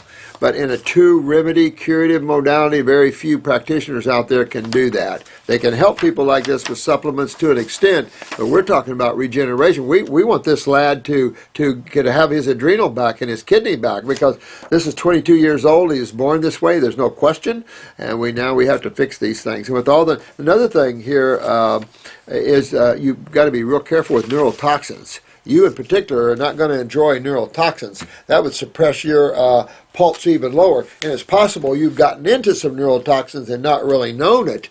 And this neurotoxicity is even suppressing the pulse as it is. At the same time, get on that brain and nerve formula. I think that'll really help to strengthen the nervous system. And that up, apart from getting the adrenals up, I think that's going to do you real good there too. But just remember the pulses and stuff like that will help you there. Pop on the adrenals. Maybe get extra licorice. Definitely licorice is a popper. I mean, I would for you. If you're fainting like that, you want to take licorice extract on the side, maybe a half a dropper full along with your other herbs. Or get the adrenal tincture, and then keep with and when you run out and use up your standard process, go to enzyme process. He was a biochemist that actually worked for Royal Lee, didn't like what Royal Lee was how he does his work and created enzyme process. Well, now that we find they use the New Zealand organic beef guaranteed, good. Because standard process won't. Remember, they tell us practitioners one thing, and do something else. This is so. I think standard process probably on their way out. Thank you for this information. Who are the Canadian docs that made that discovery of the nervous system? You know, when I read this earlier, I was just thumbing through these. I thought I kept this up here on my desk in front of my face. So if anybody asks me, and I'm sure I have, I'm going to keep this in the back of my mind. I don't want to take the time now, but when I find that, I'll give you the university and everything. I'll find that. There was a study they did on rats or mice in relationship to diabetes and the nervous system. I thought it was incredible. It was a great. I hand it to them. Those guys needed to win a Nobel Peace Prize because. But you see, when there's not a modality that's involved in regeneration, what good is that information going to do all a pass? What good is that going to do having a neurological type 1 over a actual beta cell or islet weakness? How is that going to change the way they deal with that? And that's the thing. For us, major changes, because we can really focus on the nervous system even more. Although we're going down that same road of detoxification, we can bring in more power to the nervous system, pick that up too. We can also focus maybe in the CNS a little bit more. So for us, it gives us an opportunity to actually do better job for people and focus on the relative side of what's a causative issue. So it's just, you know, it's a really good find. Those medical doctors deserve a Nobel Peace Prize. If Obama can get one for nothing, he can get one. I thought it was really good research. We need medical doctors to get in line with this, especially the research in some of these universities. Boy, we could do some neat things. So all you guys that are brains out there and you're tearing this apart, you're going to, in the future, really do some good work. And I see where you're just going to build on top of a foundation we have already created. And that's what I like. There's been enough greats. I just I'm kind of pulling my resource books out of my library here and taking them to my home library. And I just picked up an old book I had from a medical doctor, all about raw foods, boo-hooed the protein myth, you know, did all that. That was a good medical doctor. And that's what I was saying at the class. You saw all those old books I brought in. I brought them back so you guys get a sense of where even a lot of the medical doctors were back in the 1800s and early 1900s that were into raw foods and stuff. Wasn't just naturopaths into raw. Medical doctors were getting into raw too. And they were dispelling this idea of protein and everything else. Well, you know, as the time's going on, you see less medical doctors. Now, though, you see the Dr. Oz's of the world, and you see these people, which is good. It's just all good. It doesn't matter if anyone is 100% accurate or not. You know, you're just never going to reach that on such a level as this. But certainly, to have someone like Dr. Oz or other docs, Deepak, all these other people that are at least looking at a higher perspective of this, 3 cheers on down the road. Do they need to get deeper? Absolutely. But then, you know, there's always people that can only take a little step up, a baby step. Remember Bill Murray, baby steps? Yeah. Really, some people can only do baby steps. Well, don't get upset at these people. They're doing the best they can. And so that, as a healer, you have to be compassionate and understand. That's first thing right off, I think. Organic Superman, amen. Another question. You mentioned kelp. I am planning to take this during events. I think kelp is excellent. I think the Norwegian kelp, of course, we've always thought Norwegian was the best kelp because of the cold waters, the less toxicity of the oceans. Dosages. I would probably, if you're going to use this as a power hog, and there's a lot of nutrition in kelp, you could probably pop, if you're going to do this before an event, I probably wouldn't pop more than 2 500 milligram caps. But if you were taking them on a daily basis, I would think 1, 3 times a day with meals, maybe 2, but that's a lot. Remember, these are very concentrated foods. Very concentrated foods. So you wouldn't need a lot. A couple 500 milligram capsules 3 times a day would be enough to really get you. I wouldn't probably maintain that level as I would if I was looking for a superfood. I think what you're going to love here, you're going to love that cellular rejuvenator that I've got coming. You talk about a power hog for athletes. Holy crap. Remember, the National Football League's already chewing on Velvet Antler. Well, imagine taking all the Velvet Antler power and with all the herbs like the sumas and the ginsengs and the faux teas and all the power there, the Hoshu Woos, all the power of these and one formula. I'm excited. I'm going to suck that stuff down. I'm excited to get that out and taste that and see where I'm at. That thing should be a butt kicker, and especially with power and endurance. Are you kidding me? Whoa! And I'm wondering how it's going to work in terms of a cell regenerator, in terms of remembering cells genetically. Puh. I'm generally looking for the best foods, herbs to consume combined during 2 hours plus events. I tell you one already, Organic Superman. If you haven't tried our superfood number 2, try the superfood number 2. Got a lot of the high rock and roll groups and got them on them, man. And I tell you, the Lettermans swear by it. It's a power hog before events. Are you kidding me? Try a bottle. Power hog yourself up with that before you go run, and you're going to love that one. But that sort of thing is what you do. You're right on spot. You're going right down that road. You're going to be one kick butt guy. I mean, that's just all you guys are going down that right road. We can argue all the fine stuff, but the road is looking pretty good there. And a lot of people around the world, I just love this. You guys are doing well to get your health back. This is Paul, P-A-U. Thank you thank you so much for your respect here. I respect each one of you equally back. I keep hearing you making comments on the 80-10. Back again. Tell me nobody has really explained. Yeah, you explained this pretty good to me, Paul. Thank you very much.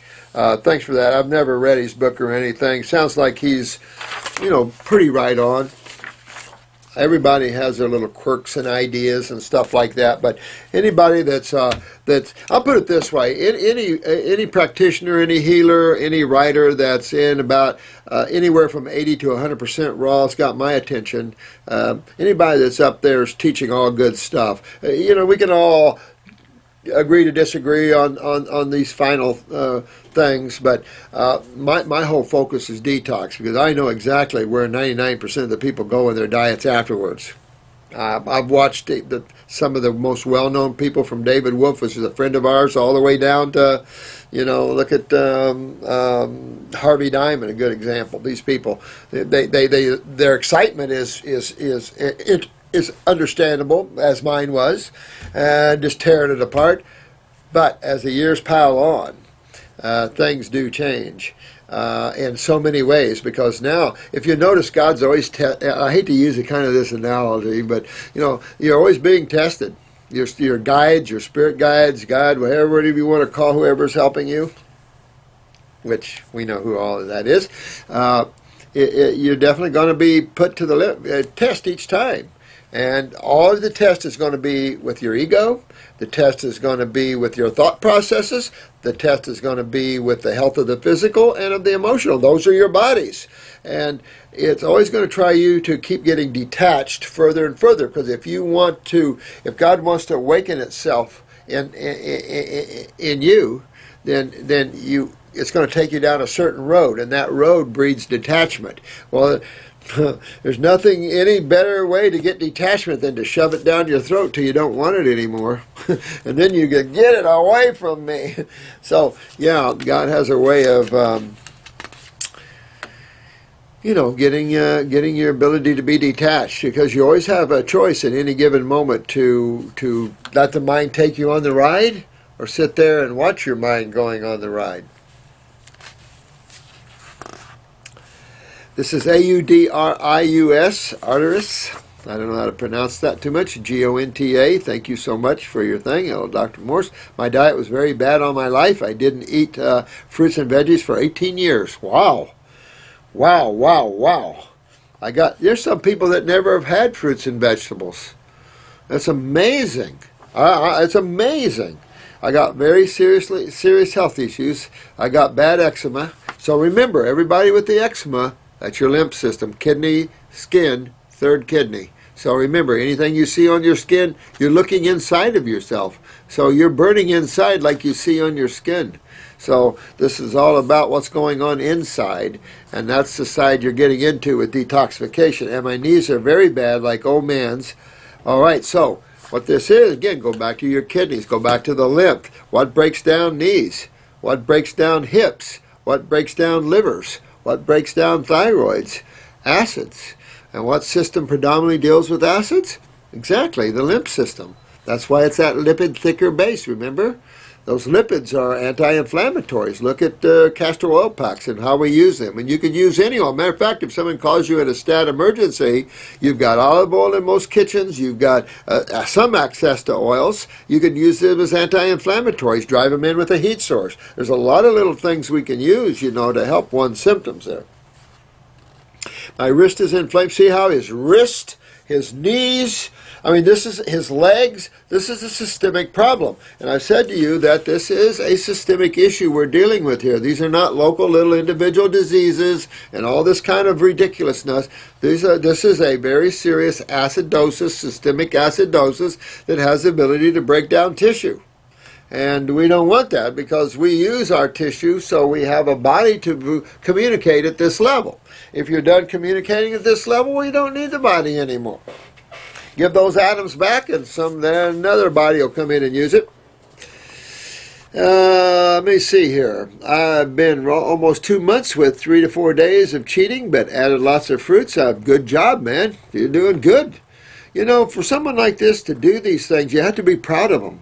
Because you're taking someone who didn't have fruits and vegetables for 18 years and suddenly they're starting to eat them. So, you know, these people need to be commended for their wakening up and they're turning away from the boxes and going, yeah, I need help. I'm not getting help over here. I need help. Too bad more people don't turn quicker, you know, because a lot of them are coming in here turning their cars a little on the late side.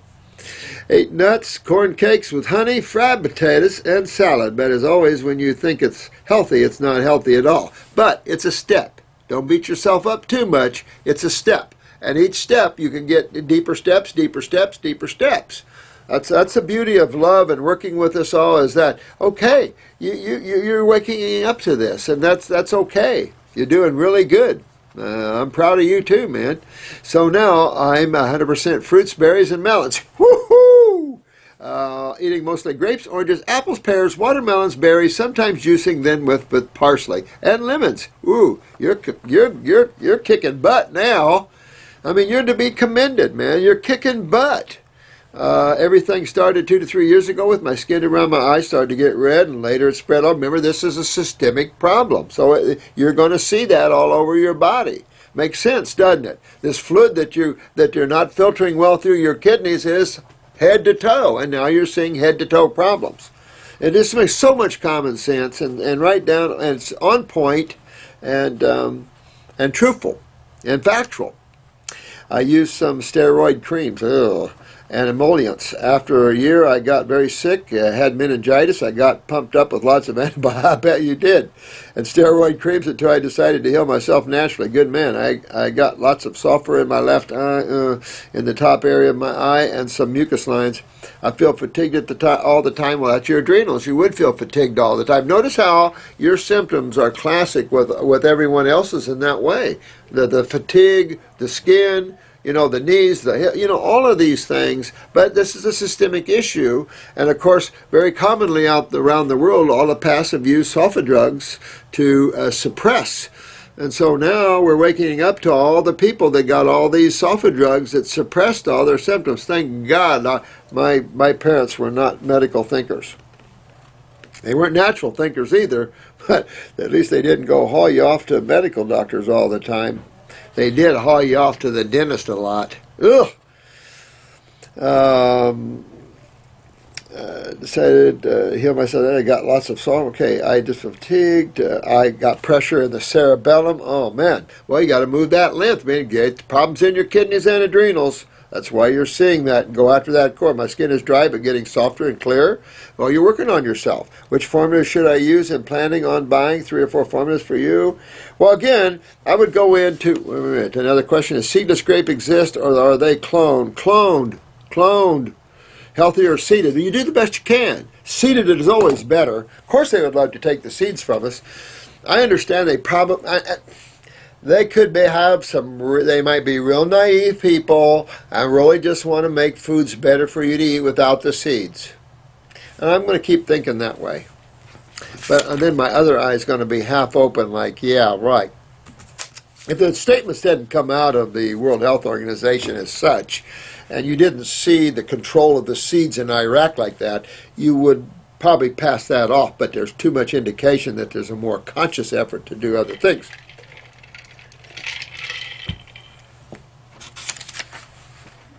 But congratulations, my friend. Keep going. I definitely get into my kidneys. I do 2 kidney formulas. If it was me, I do a stomach and bowel, number whatever. I do lymphatic 1 caps. Kind of the same protocol we all want to go on. Because basically it doesn't matter what you got, does it? This is so simple. I hope it's not too simple for the average person. But I think that the average person is going to really enjoy simplicity. And the fact that they can get remedy from the simplicity. Bo. Hey, Bo. I miss the icon. The way Chris does this, I miss your little icons. Daggone it. Bo, dear. Hey, Thanks for putting up this email. Oh, good. I hope it works out good. Any help we need to get from you brain guys with all this, we always like that, because I'm not a computer person, and Chris is the one, but you know, he doesn't know it all either. So all this stuff is really helpful. I think Chris is doing a bang-up job considering, you know, we're just not just average people like everybody else. That's all. I have a few questions with great loss among comments. My biggest issues right now is still insomnia. You know, you try the new brain and nerve formula. You could do the, I don't know if you've tried, Bo, the glandulars for the pineal gland. You might try that. We've seen it work real well in some people. There's a low list of herbs that are more relaxants, kind of like your California poppy, your valerians and stuff. You can try those, but acidosis is funny like that, and it can be in the brain, all through you, and it just agitates, irritates, and everything else. Told me in the past to try, valerian, California private hops, and I did. After 6 months, I am still not sleeping. You try your pineal gland then? On most nights, I might get 2 hours of sleep. Ugh. Yeah, it has to be coming from upstairs then, probably, Bo, up in the head area, just maybe stagnant lymph not moving out. I still take herbs for insomnia, but I tried even melatonin, which is not helping at all. I wouldn't do the melatonin, but you might try the pineal itself. Try a pineal glandular. Do two capsules before you go to bed at night. It's worked with a lot of people. But again, there's homeopathics. Brenda got some new stuff in here for that. You might call her up, ask for Brenda, and tell her, Bo, you have insomnia, and that I said that she got some new formulas to help you. There's some homeopathics she got in that's very helpful and works well. So let's see if we can find the right one for you. And while you're detoxing and getting up in there in the head, upper circulation and brain and nerve would be 2 formulas that I would think would be important, Bo, for you to use for a while. Get up here and move lymph and move blood. But moving lymph up here would definitely have to clean up the bowels and have to clean up the kidneys and everything simultaneously, or there is no moving lymph. Now, moving lymph is a adrenal kidney issue, basically. And getting those 2 areas cleaned up, real important. I know. See, here's the problem, Bo. I can't find pineal gland without melatonin. We have that, but I tell you, it's a problem with a lot of these labs. They put stuff like that in there. I don't want melatonin. We don't want the steroid or hormone. That's why we're going to glandulars. Hello. But I still think by now glandulars should be in medical doctors' hands. We had to take them, I'll tell you this, we had to take them off the pharmacy ordering line because the glandulars are actually practitioner use only, to be honest with you. and they make you sign things and agree to things, and so maybe some companies don't care. Okay, I personally don't find the glandulars to be an issue that needs a practitioner behind them. So I've always made them more freely available to you but they do have to come through me as a practitioner, so I figure it's doing that. I'm recommending them. Used them for years, but they're practitioner based only. But with that said, we use them here, and if you need them, we use them. If you don't, we don't. It's just whatever you want in that way. At our level, it's like this young man that's passing out. I'm going to use a glandular on him. Sorry. I don't care what people's opinions are. I want that young man not to pass out when he's driving down the road or something like that. And there's very few things can help this guy. And I'm so tired and exhausted. I bet you are, sweetheart. I don't know. I don't know. Get up on your fast. That's what relaxes you the most. Get up on some of these fruits and berries and melons. Stay away from the acid ones. Get up in the upper circulate anew. Try a glandular without. We have it without melatonin, so that'll help you get the Calma Plus. Even though a standard process lab, it's got a little CalMeg. It is relaxing, and it does help people to. Oh, that's parathyroid. I'm sorry. We do have a pineal gland that does not have melatonin in it. So I need to find something else. I am so tired. Call Brenda, please. She's got some homeopathics there. See if they can help you there. I feel for you, honey. Just keep detoxifying deep. Get a hold of Brenda. Try some new products. When it comes to homeopathics and herbal formulas, once in a while, something doesn't work on a person. They got to find another one. I've seen that before. So just keep trying to find that magic formula for you. We have some Chinese formulas here and stuff like that. Definitely coming out from the central nervous system, in my opinion. And you could just have autonomic nerve weakness, that all your myelin sheaths are weak from the weak adrenals, blah, blah, blah, blah, blah.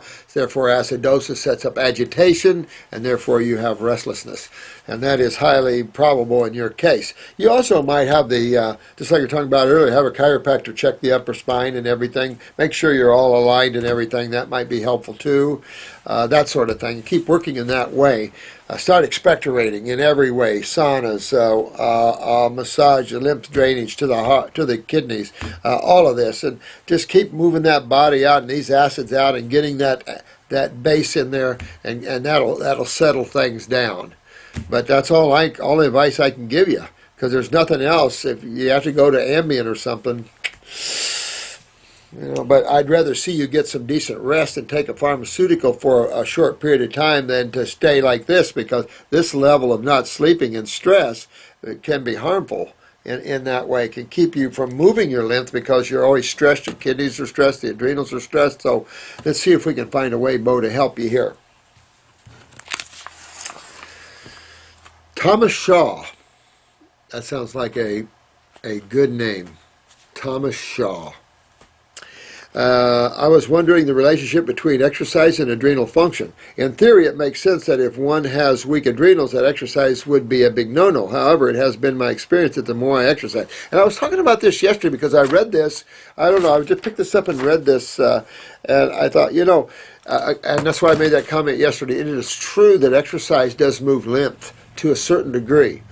And it's not really filtering at that time, but you're moving lymph with the muscles and everything. And the preparation, of course, is that when you relax, then your dopamines and acetylcholines in the adrenals will turn on elimination and everybody's good. But when that's not happening like you want, and there could be a lot of other factors too, to not filtering, then after you feel a little better in exercise, you start relaxing, then your symptoms start raging back on you. And we see that. And we have some pro athletes here that this has been their complaint to me. And then when we fix that, then that doesn't exist, because as you create acids, they're also being filtered out and everybody's good, which makes proper sense. But that's why you have to understand that there must be exercise, but there must be rest.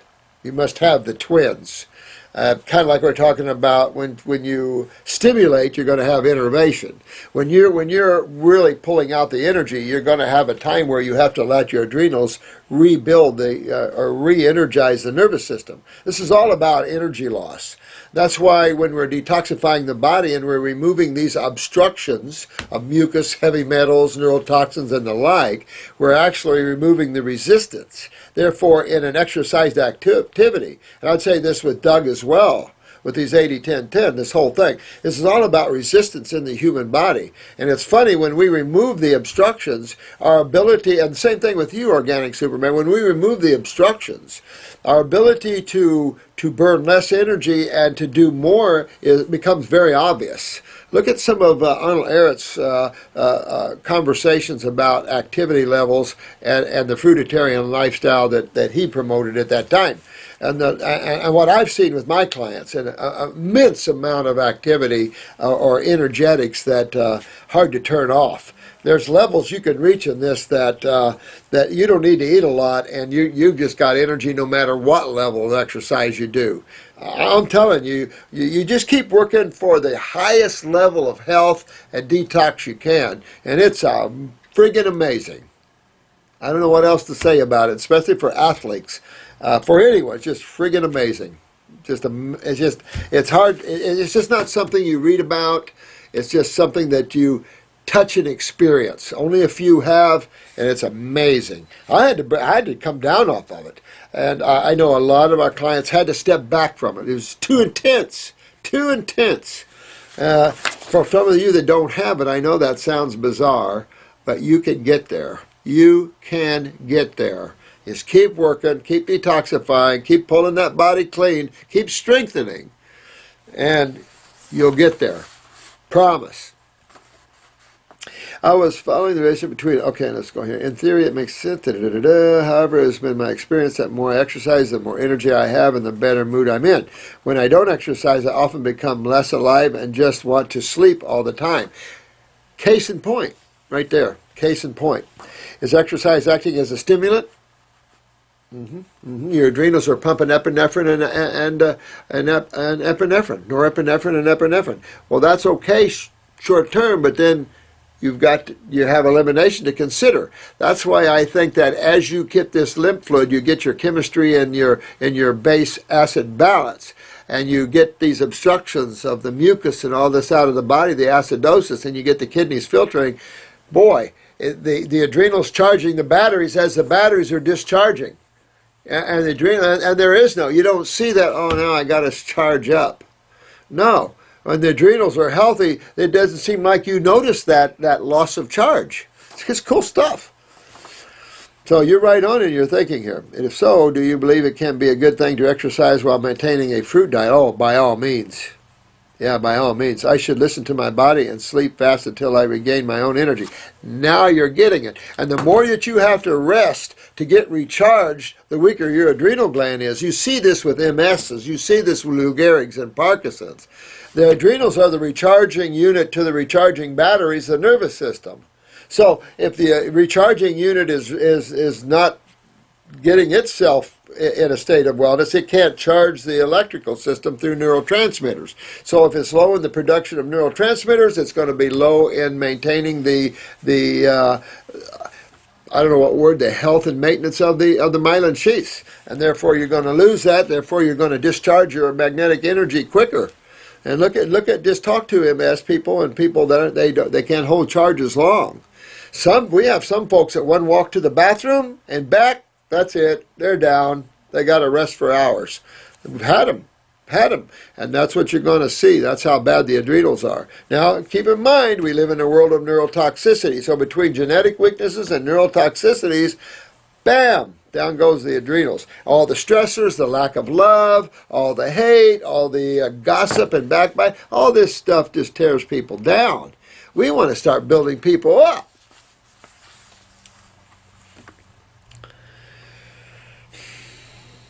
Yeah. Keep working on your adrenals, Thomas, and you'll get that up and move your lymph, get these obstructions out, start getting the flow of energy to be smooth, and then it's just going to constantly. And another thing is the thoughts as well. Remember, in exercise and everything else, be in the now. Be in the now. Thoughts burn energy. You ever notice if you're thinking a lot and working a lot? I can get really tired sometimes, burn out when I'm overdoing it. When I'm in formula making mode, boy, I'm yanking. So my thing is that I always try to be in the now to where I don't, because I can get mentally exhausted by just tearing up the books and stuff, and then I get into the theories, and then I get into, well, let me see if I can get beyond the theory, and because that's me. I always want to say, oh, let's go beyond the theory and see what's actuality. So then you're stuck in that. So you can burn a lot of energy physically, you can burn a lot of energy emotionally, and you can burn a lot of energy mentally. So getting all of your bodies into order only makes sense. So in every spirituality is just getting healthy in all your other bodies. We could say that. By the way, love your work, man. Oh, I love you too. Love you, Thomas. Thanks, man. You're truly a much needed. Thank you so much. I appreciate your comment. We all do here, and never too much of the good stuff. Thank you, guys. We love all of you guys. I understand the ups and downs and stuff, and I still give love to everyone. Doesn't matter, and that's the way we need to do it. Just all keep moving down the road together. Blueberry purple. Ho, ho, ho. That's a good name. Subject: acne taking a toll on my life. Deep tissue work. Some of you guys have some real serious acne problems, cystic acne and everything else, and you just really have to dig deep. Even though you might not like this, but you got to try to expectorate out of the skin as well as out the kidneys. So again, anytime you can get into some saunas and you start expectorating, yes, your skin is not going to look better when you do that, but you're just trying to pull out that which is causing the problem, and it's always acids. With the skin, you're blocked subcutaneously. So again, getting that skin over. Skin is an organ. You can be born with weak skin. It's all about cells and the strength or weakness of that cell, if you keep it that simple and thinking of that. So getting yourself eliminating through the skin would be very, very important, as well as through the kidneys and the bowels. So you just clean up everything. You go to the kidneys, you go to the adrenals, you clean up the GI tract, you get in the GI room, you follow the protocols we're giving here, and you just really clean yourself out. And you keep digging deeper and deeper. Use the skin formula and keep cleaning deeper and deeper, because at one day it'll disappear. It'll be gone. Sometimes it's not a fast issue. It can be a lot of work. But I think you guys, for the most part, really get this and really understand that you got to roll up your sleeves.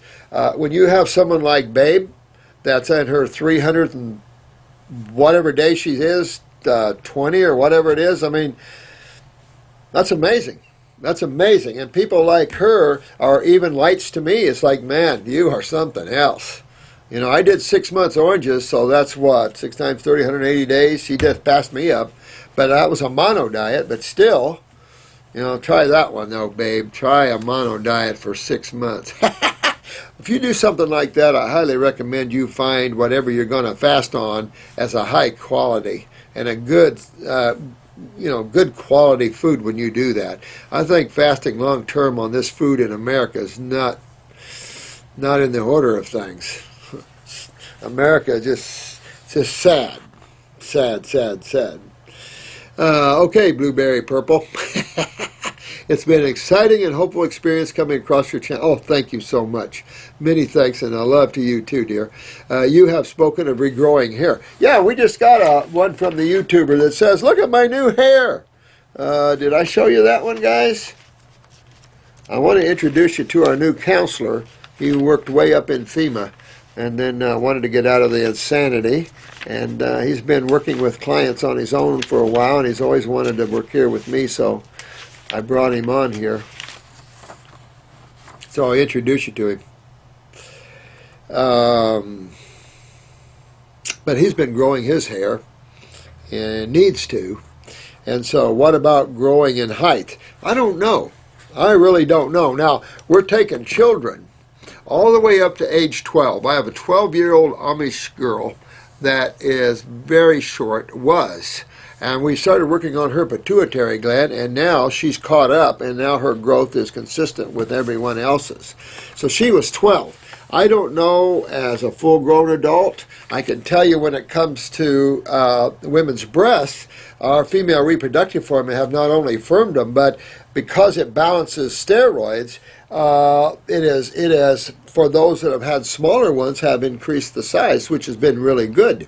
I saw the advertising on TV with same thing for males and women and stuff, but we had no, consciousness behind us to create a formula like that. But this was just a natural process we found of getting the adrenals healthier. So I think you might find that true up to a certain point. I just don't know when you're a full-grown adult just how that is. We don't have enough research. Now, I haven't seen everything in my office, and I would love to, but there's always new stuff out there. That's why I hate to give up counseling with people, because of all the books I've read and studied and all the information I've learned, by far my biggest education has come from you guys. My clients through 40 years have educated me beyond belief. You couldn't pay for that. And that's why I hope you appreciate all this, because you can't pay for the amount of learning I've done through my clients, through all of my lovely clients.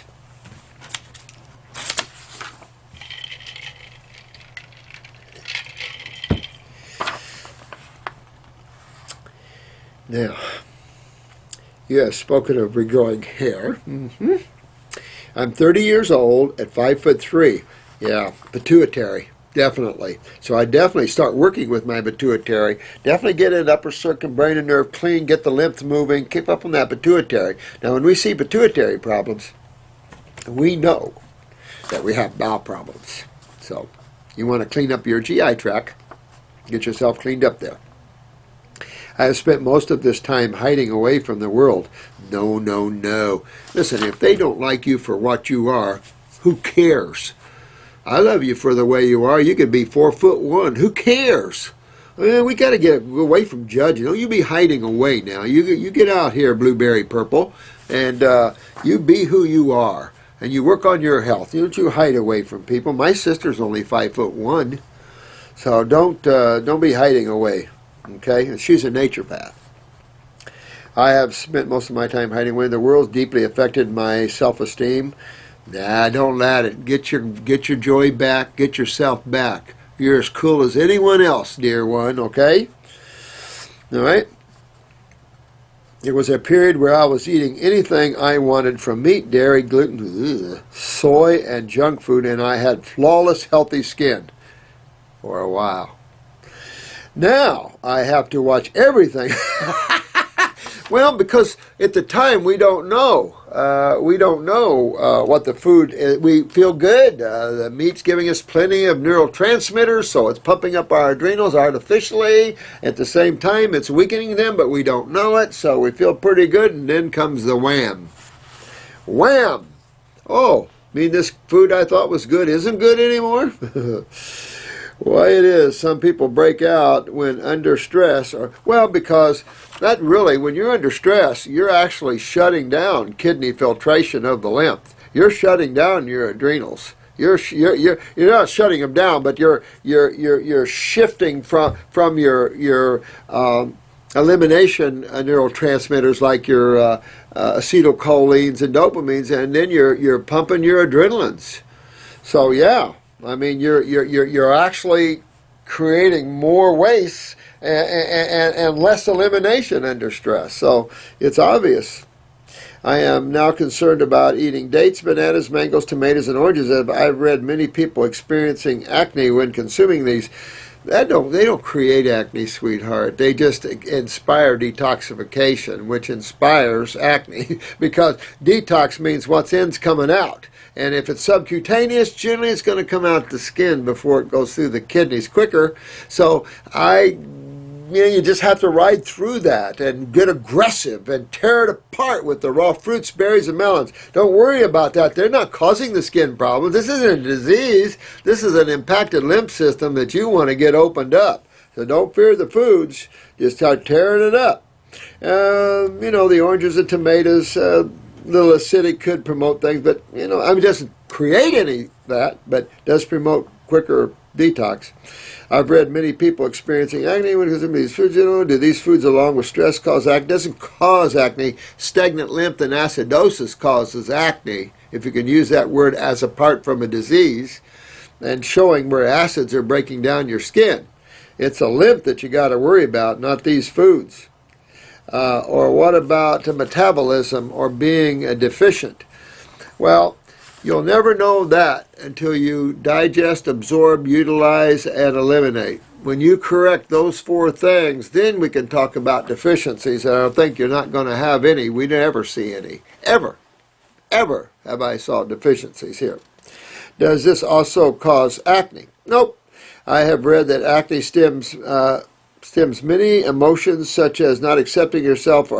I mean, we can go down that road and link all these things to the emotions, and you're not accepting yourselves. But in real time, these are acids hurting you, dear. This isn't your emotions. They affect your kidneys and adrenals, and they have an effect upon them, meaning they have the ability to slam them and shut them down more and create more acidosis. Absolutely. They're not the cause of acids, but they definitely create the inability to move acids.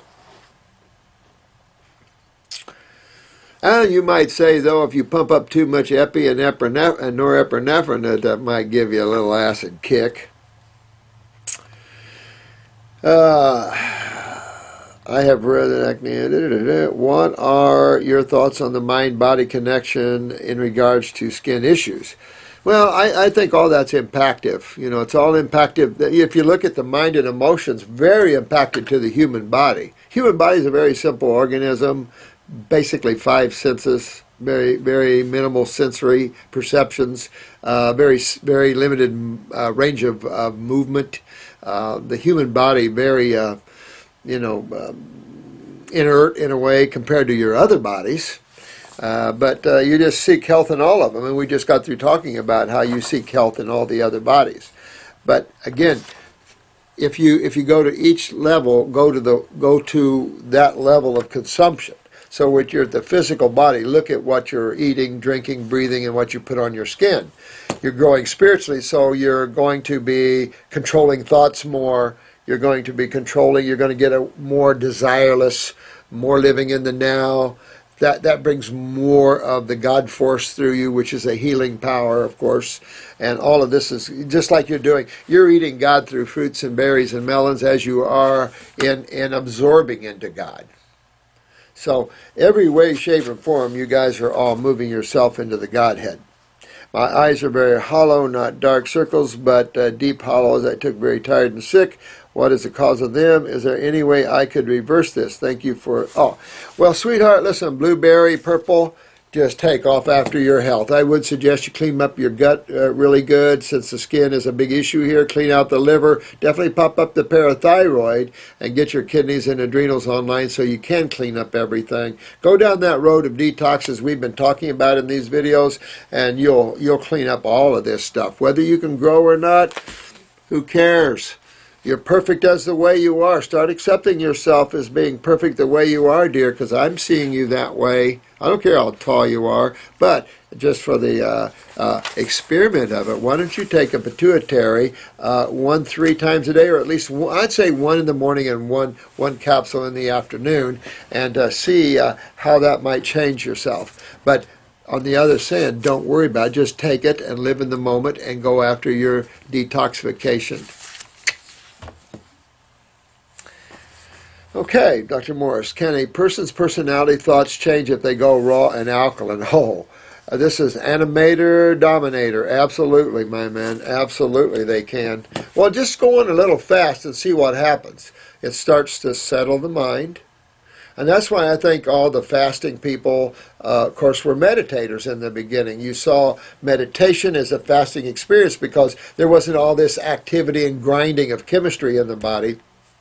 And in digestion, there was a simplicity of peace and tranquility.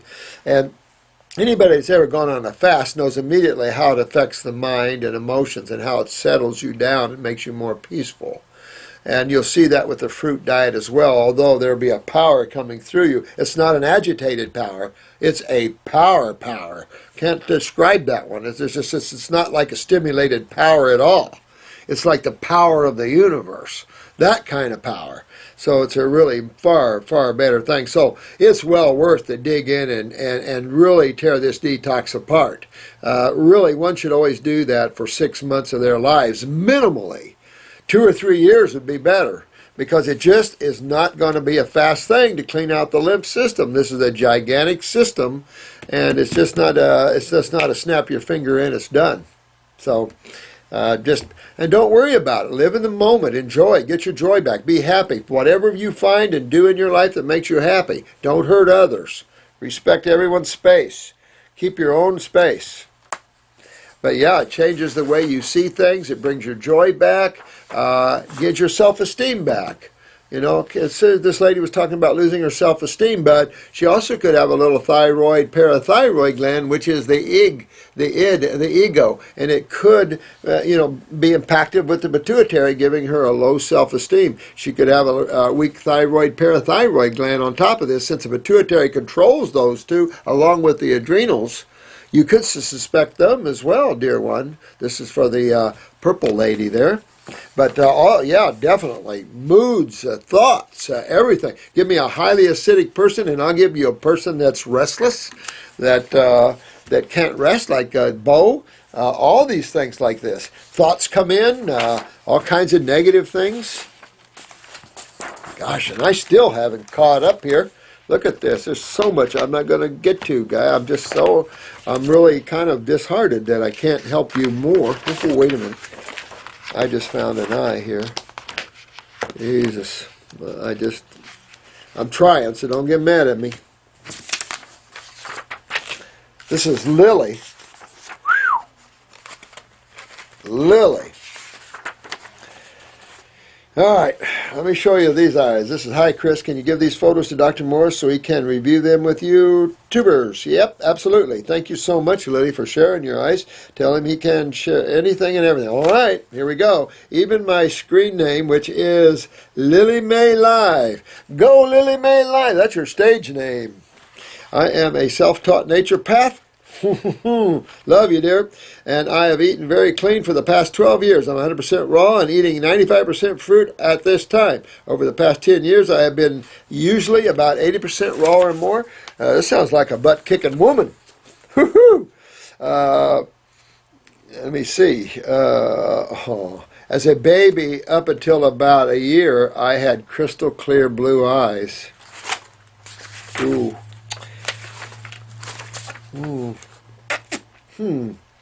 We had a Spanish maid living with us, and my mom says she turned my eyes brown. My mom started showing symptoms of schizophrenia around the time I was conceived. And by the time I was born, she was, that's sad. I think my brown eyes have something to do with a neural weakness that was passed down from my son. My body is very strong. I rarely get ill, but if I do not eat raw, I have difficulty focusing and have debilitating mental fatigue. Isn't that amazing? So that shows you how weak your nervous system is and how that raw, high magnetic energy is sustaining your neural system. Well, that goes to the adrenals, that goes, to your central nervous system. Use the brain and nerve to upper circulation, then detox the body. Dr. Morris has brought me away from all the deficiency theories and helped get me back to 100% raw, mostly fruit diet. He has also helped me open my mind. Oh, thanks so much. Thank you there, Lily. All right, let's look at Lily's eyes, guys. Now, here's the thing. Let me see which eye this one is.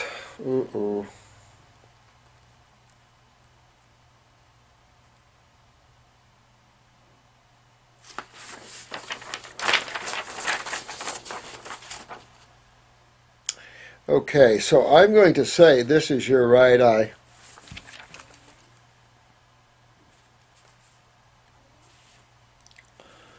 Now, the problem with these pictures, I mean, I can see your eye real close and really good, but it's the color. I'm going to take a stab at looking at this color with what you said and what I see in this. This is not a real good color photo for me to tell you brown or blue, but I can tell you blue. No question. What gives the brown look to your eye here? Let me get this kind of divided up here a minute. Sorry for taking up your guys' time like this, but let's just go real quick here and hang in there. But one thing that's obvious is lots and lots of lymph. Now, is this lymph full of sulfur? This is where I don't know. You're going to have to help me with your eye color here. I'm going to assume this is the right eye, the way it looks here. And this is the left eye, so we're going to assume that.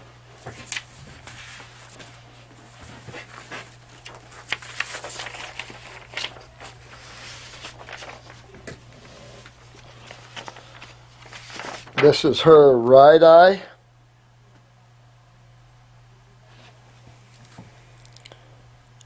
Right here we have a kidney and adrenal glands. Right here we have hip. But see all this thick, it looks like orange.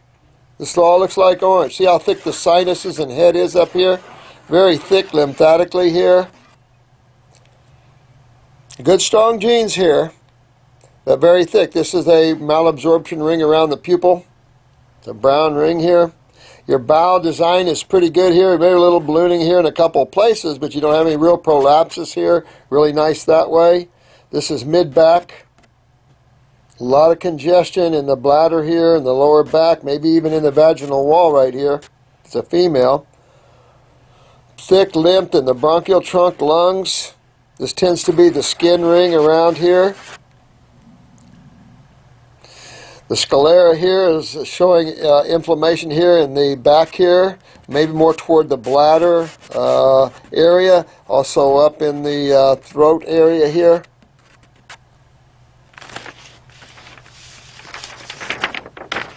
Your left eye, Lily. A little bit of kidney here. Now, you got a good, strong constitution. Got nice shaped bowels here, so the parathyroid. This is more tonsil here. Minor thyroid here. Left ear here. A little swelling of the bowel here. This is the upper portion of the descending bowel. Bronchial trunk, need just to clean that up. Need to get your skin back in a state of health. What I see mostly, dear one, is thick lymph. All this white stuff here, all this thick orange and yellowish stuff, that's all lymph. Lymph nodes, all these little dots here, all these, if you can see them, guys, all these little bright little dots, these are lymph nodes. The skin ring, malabsorption, all this thickness up here, this is sinus. You look like you have a lot more lymph toxicity in your right side than your left side. I assume this is the right eye. Now notice the lymph here. You can start to see a lot of her tissue here. But here, much thicker. Up in here, just really thick up in the brain area. So pretty good constitution. You'll have a lot of weaknesses, dear, but you certainly have a lot of lymph. You have a lot of lymph going on. You got to get in there and clean that, but you got good genes. You got a good eye to work with. The blue is there. As far as I can tell, a brown eye is pretty brown, and this is just not a brown eye that I see here. But the color of this isn't good enough for me to tell. This is a brown eye. And you can see with this that that's not really a brown eye. So it's a blue eye with probably a lot of orange or brown in it, and she needs to detoxify and get that system up there. Sorry, Lily, it's probably been sitting there for a little while. I'll go through here and see if I have any more. I apologize. You get all that trouble getting them to me. I'm going to get a handle of this one of these days, guys, so hang with me. Hang with me.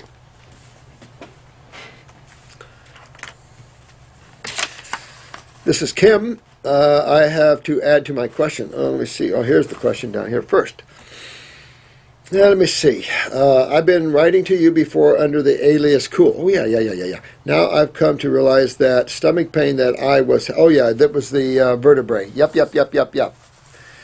She wants to add to her question. My body doesn't seem to be able to digest even watermelon. Oh, I had some and my body started to itch. Well, this itching that you're bringing up here, Kim, definitely you're loaded with candida. I mean, I'm not a candida freak where I blame every symptom in the world on candida. That's what's out there. I'm not that way. But But what you're telling me, you're loaded with candida. You got to really clean your body out. Highly suggestive of adrenals and kidneys and then the lymph system to match that, dear one. So honk down on it. This question is from LEAHCIMRAC. Alcohol. It's something I'm trying to give up, as well as smoking. I just can't wait to go out on a Friday and Saturday night after a hard week working. You know what? I can't either. I don't drink, but I've had a margarita once in a while. I've had some strong margaritas once in a while, but my body hates alcohol. I have to be so ratted out that I just want to let my hair hang down and I'll drink a margarita, but that would be rare. Very rare. My body does not deal with alcohol well. I know alcohol is bad for me, but but can it have a place in my future? Sure it can. I mean, don't take this wrong, guys, but just the physical world. This is a world of nothing but atoms whirling around each other and making form. And those forms are constantly at change. And so it's the consciousness that's the living presence, not the bodies. It's the consciousness is the living presence. And the consciousness is you, not your bodies. So, you know, there is a point where you absolutely can have fun. My thinking of fun, of course, is definitely fresh fruit juices and fruits and berries and melons. I have never, ever not liked that and never had fun with that. With that said, I could get ratted out. There's days I would love to smoke a big fat doobie, but, you know, I'm a natural thinker. I don't need that. My consciousness, I absorb into God. And when I start thinking that way, I realize that, oops, I'm not living in the now. I let people or I let my business eat me up. And so, yeah, but we're all human having a spiritual, I mean, we're having a human experience and we're all consciousness. So, yeah, sometimes we forget that and we're actually think we're human having a spiritual experience. So don't beat yourself up. There isn't this perfection that's out there that you have to reach in this world, obviously. So I don't think that you had to beat yourself up. I think everything in moderation, and I think that balance is key. But that said, I think when you're suffering, you tear it up, and your balance is fruits, berries, and melons and herbs. That's your balance. And you head down that road until you have some experiences in all these different worlds, until your body's so healthy and you feel so good. You will, I guarantee, balance out. You find that which suits you the best, whatever diet it is, but always maintain a high raw food diet. I think that breakfast, without a doubt, if you can get in this habit as I have, should always be fruit. And I think you should always eat light for supper when you come out of detox. Always eat light at night. If you want to eat your salads at lunch, okay, but in detox, try to keep that high level of fruits, berries, and melons going, and you'll be happier. But a sense of balance is always good. Let me see here. But I can if I have a place in my future. I really don't want to stop going to bars and clubs, but I also can't see how I can go out and not drink and smoke. I used to go all the time and not smoke. I mean, I'm not really a bar person or a club person.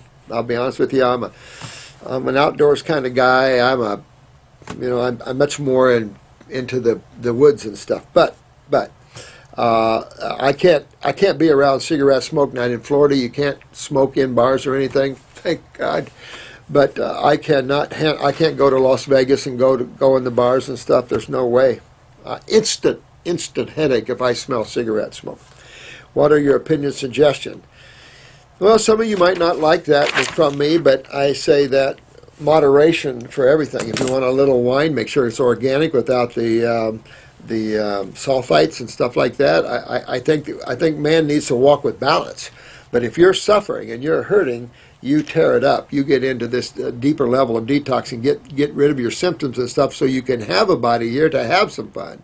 Then if you have a drink once in a while, you smoke a joint once in a while, who cares? I mean, I'm sorry for people out there, but I believe in plants. And I think that for those that do those things, okay, in moderation, everything in moderation and balance. But always eat high-level raw And you know the thing about when you start becoming more of the one, that is a buzz. There's nothing, alcohol, weed, I don't care whatever you're doing, nothing of that can touch the buzz of God. That's all I got to tell you. Nothing can touch that buzz. All right. Now, this is quite long. This is a long thing, so forgive me. This person was born in East Germany and developed neurodermatitis. Well, it just simply means, man, you're just loaded lymphatically. Subcutaneously, which is under this dermis epidermis here, right? Subcutaneous. That's also known as the lymph node bed in iridology too. So you notice when your epidermis, or when your subcutaneous tissues of the body is getting blocked up, so's your lymph nodes. Let me see. I must inform you that in the GDR, the only tooth filling given was, I know, it was amalgam, and I'm sure that I have already absorbed enough mercury through my mother's blood. Yeah. Well, you just have to, that's the beauty of detox, and that's the beauty of God, is you have a way out as you have a way in. Don't ever think you're living in a cave and there's no way out, because that's just not true. So try to get your joy and your happiness, start falling in love with yourself in terms of being an expression of God, not the ego, the expression of God. Look, I'm okay, like the lady that's 5'3". You're okay, sweetheart. You're taller than my sister. You're okay. It's not about height, it's about you and your loving personality and who you are. I enjoy the fact that there's all heights of people and there's all sizes of people. I don't enjoy everyone that looks the same and dresses the same. I never did agree with that in Catholicism. I never did agree that everybody should dress the same. That reminds me of the old days of you know, everybody dressing and looking the same. I think if you look at God, you will see everything as an individual, and that individuality is the key. When you get into Buddhism and into this, you get into dissertations about that, but individuality is always where it's at, because that alone does exist. The factor of multitudes of individuality is what makes the buzz for God, not the same ridiculous thing over and over again. That's why I love each and every one. I love your differences. The differences are feeding. I think every country should be proud of their uniqueness. Instead of killing their people, be proud of their uniqueness. When we travel to your country, we don't want to eat at McDonald's. I researched for right doctor to start my detox and was lucky to find a very smart lady who introduced me to the concept of nurturing the body to enable it to heal itself, and colon hydrotherapy, which was new to me back then. Her test showed that I had major intolerances against milk, eggs, sugar, yeast, meat, etc., as we all do, of course, absolutely. It took me 2 years to totally eliminate all these foods. You did a pretty good job there, man. But the more I read about it and the more I taught myself to prepare vegan meals, saw the results, the more I understood. There's nothing like diving in and then go, wow, this feels pretty, the water's good, come on in. Yeah, some people dive right in and others just tuck the toe in just a little bit. Exactly 1 year ago, I lived in New York City for 4 months and was introduced to the concept of raw food. Incredibly excited about the idea of healthy desserts. I had a sweet tooth. The meals that I love people like this. This is Suzanne. I love people that are real. Suzanne, you're really real. Appreciate the realness. I'm swallowing your book. Thank you, honey. And I now do have one question. I am high fruits, melons, and berries at the moment. Eating lots of herbs and doing enemas every other day, therefore my skin shows heavy detox symptoms. Yeah, but I stick to it. Yeah, you know, if you can get focus more on kidneys and trying to get those kidneys filtering, it'll give your skin a reprieve. Once your kidneys start kicking in better, your skin will get a good reprieve from that, and it won't be. It's like we're talking about when we're pulling tumors. I can't get too graphic probably on this channel, but there's a lot to learn, and it would be nice to be able to show you some serious tumors and some serious people that we have. and what we're up against. And those are people discharged from the AMA that can no longer help them. So now we have to clean up the mess. So it's, you know, it's a bit. It's really a bit. I feel sorry for some of these people. Let's see, eating lots of herbs, but I stick to it to get everything out as quick as possible. I like you, Suzanne. You sound like my kind of woman. The last time I took an intolerance test, I showed that I was sensitive to certain fruit. I eat them nonetheless. That's what I say. Buzz through it. Even if it causes a lymph expression, who cares? That's what you want. You want a lymph to express itself. So if that food kicks up your lymph, good. Now, the only thing I say is just watch out for anaphylactic shocks. I don't think you're going to see them with the fruits. Chew really well, but I don't know if I should just skip those for a while. Is there such a thing as intolerances?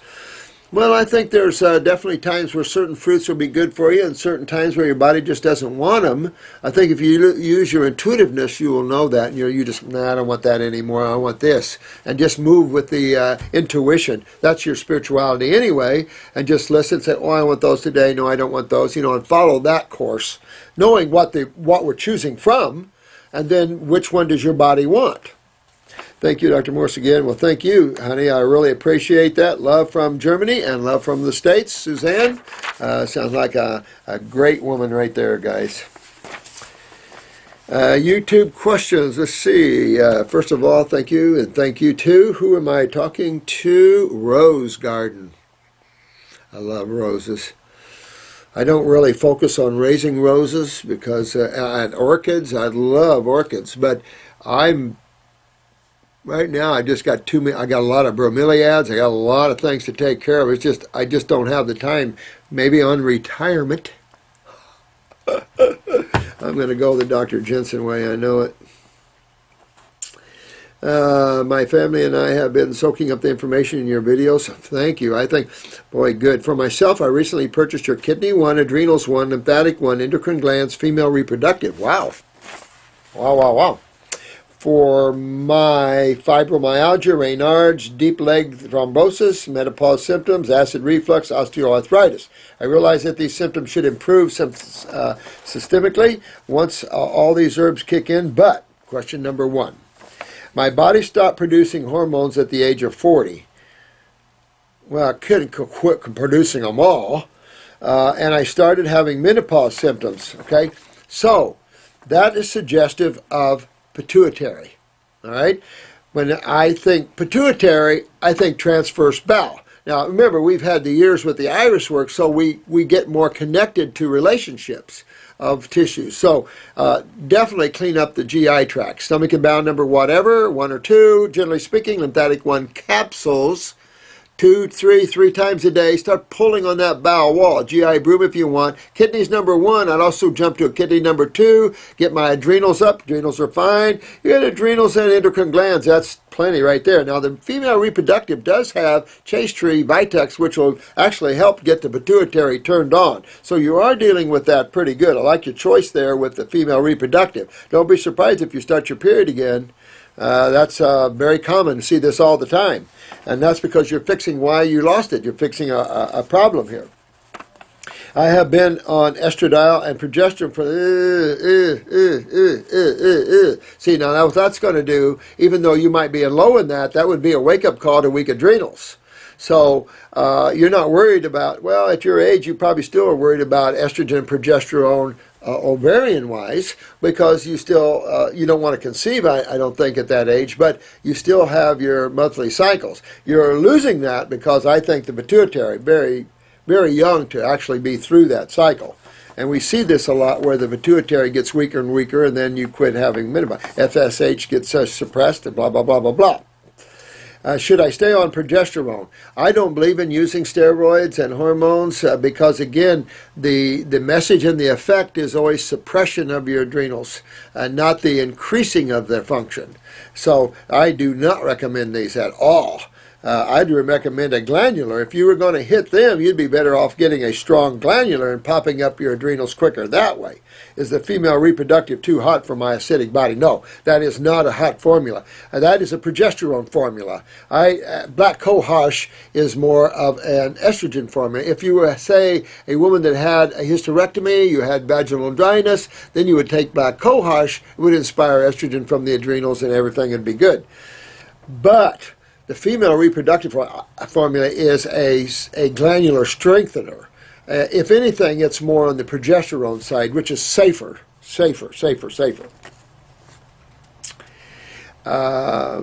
Question number 2. I have been on steroids 3 times in recent years for poison ivy. Why would you be on steroids for poison ivy? I've had a lot of poison oak. I've had poison oak a lot in my life, and poison ivy. Why do you take steroids for? And for pneumonia, twice. Well, here's the thing. Every time you suppress pneumonia, you're going to have it again and again and again. So when you start detoxifying, if you go into pneumonia-like symptoms, don't freak out, because you've got to go through it. You've got to get this mucus out of your lungs, and you keep stopping it every time. So sometime you're going to have to let yourself go through it. You'll be fine. You got us here. You might want to start on the lungs number 2 here in about a month or something, and start pulling this mucus out of your lungs in advance of having that symptom.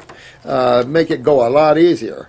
But don't suppress, and don't be surprised if your skin shows some poison oak, because you haven't really cleaned the acids out of your skin yet. You're just seeing that interaction between acid and acid. Get your skin cleaned up, and you'll be able to handle poison oak better. I gained a lot of weight and cannot budge it because you're wrecking your adrenals. You're wrecking your adrenals with the steroids. So you can't. To me, this is why medical doctors need to can the steroids only in ER, in emergency cases, and start getting into the glandulars, because they're safer, they're better, and you're not going to keep wrecking all these glands with people. So you got to get up your adrenal glands a lot better for sure. I try to exercise moderately several times a week and eat primarily 80% raw vegan. As of February 1st, lost 26 pounds, but have come to a standstill. Well, dig deeper. Get rid of the vegetables, get into the fruit, berries, and melons, get up on some herbs, focus. Now, you're on pretty good, so let me look at this for myself. You're on kidney 1. I would do kidney 1 and kidney 2. Adrenals, okay. Lymphatic 1, capsules, and then and then as you move along here, I would do lymphatic. You haven't dewormed yourself yet. Looks like here I deworm myself. This is why we recommend the first kit. Parasite M, Parasite G. Everybody deworm yourself. Deworm yourself. Spend a couple of weeks, a couple of months, whatever, but deworm yourself. And then stay on Parasite M for a couple of months if you've got Candida, which everyone's got it. Really go after that. So I would advise you to do that as well. You're not on a stomach and bowel. I'd recommend a stomach and bowel if you can afford it. Start cleaning up that gut, because that's going to reach up to the pituitary here. And I would definitely clean up my bowel. Even try the GI broom if I was you, and really go down that line there. Fibromyalgia. I'm going to go down through these. It's Facebook, right? Fibromyalgia. What is that? Acids where? Muscles, right? Exactly. So what's the problem? Lymph, right? Raynaud's disease, all right? So how do you deal with that? Here we go, back to the kidneys and adrenals again. Deep leg thrombosis. Oh, you've got to really clean up your lymph, because it's impacting your blood. I do lower circulation too, dear one, with this. I would do lower circulation. High flavonoid formula, definitely do lower circulation. With the menopause, again, do the pituitary female should be enough. We'll see how that works out. Acid reflux, make sure it's not interstitial lymphatic constipation, which I would suspect with the suppression of the pituitary and the menses and acid reflux. We're going to now think this isn't the true GERD where you have hydrochloric acid not being properly neutralized by bicarbonate. This is more maybe an acid reflux that's systemic, which would be interstitial lymphatic constipation up the GI tract here, which is burning her this way, and of course then it's going to take up at the pituitary. It just makes sense. Osteoarthritis, where you're just your lymph system pulling calcium out of you. That's common. That's going to happen. So all this is all going back to what? Kidneys and adrenals and the lymph system again. Oh my God, too simple. Number 3, question 3. I'm detoxing now and have broken out in a blister-like itchy burning rash on my face.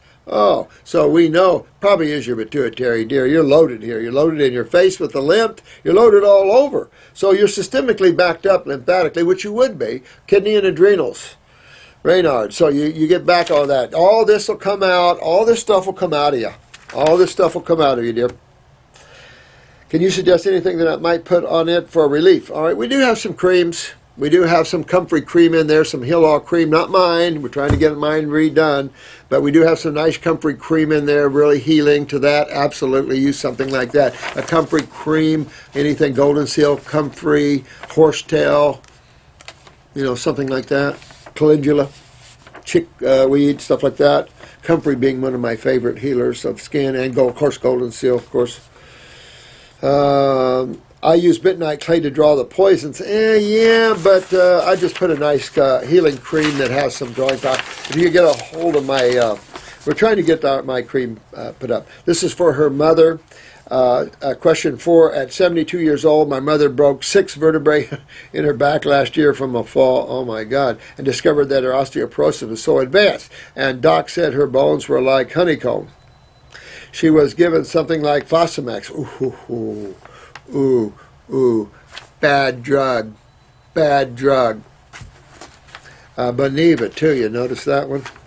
And lots of drugs that she finally withdrew successfully on. After being addicted, she now takes vitamin D and calcium and on Armour Thyroid. Well, the fact that she's on Armour Thyroid would lead you to what suspicion?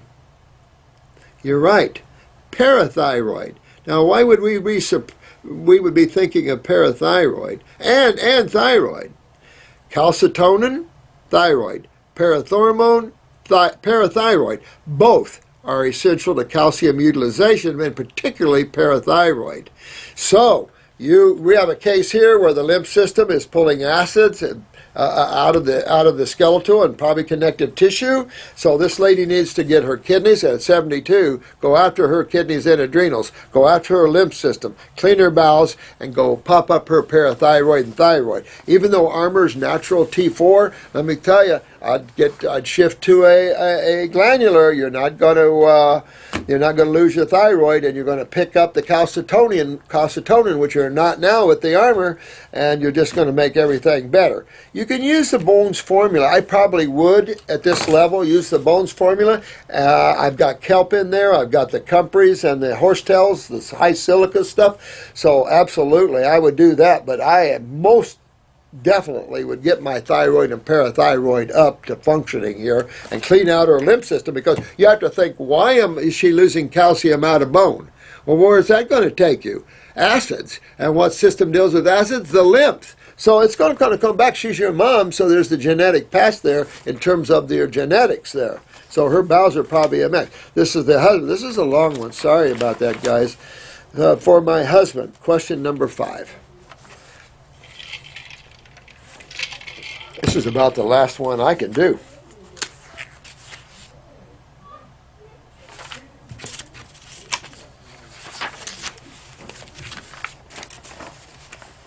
Question number 5. My husband has severe allergies. What system does allergies play a role? What system causes the person to be allergic to things? Blood? You guys are really good. You're right on. The lymph. There's only 2 major fluids of the human body, and everything else is cells. And then on top of that, everything is chemistry. And chemistry has how many sides to it? 2. What's the corrosive side of chemistry? Acids. What's the healing side of chemistry? Base or alkaline. Absolutely. Chronic chest congestion. Get that out of there. Lungs number 2. And a very weak libido. Well, again, if this husband has a lot of allergies, this husband could have big time what? Kidney and adrenals, right? So he would probably be low in what?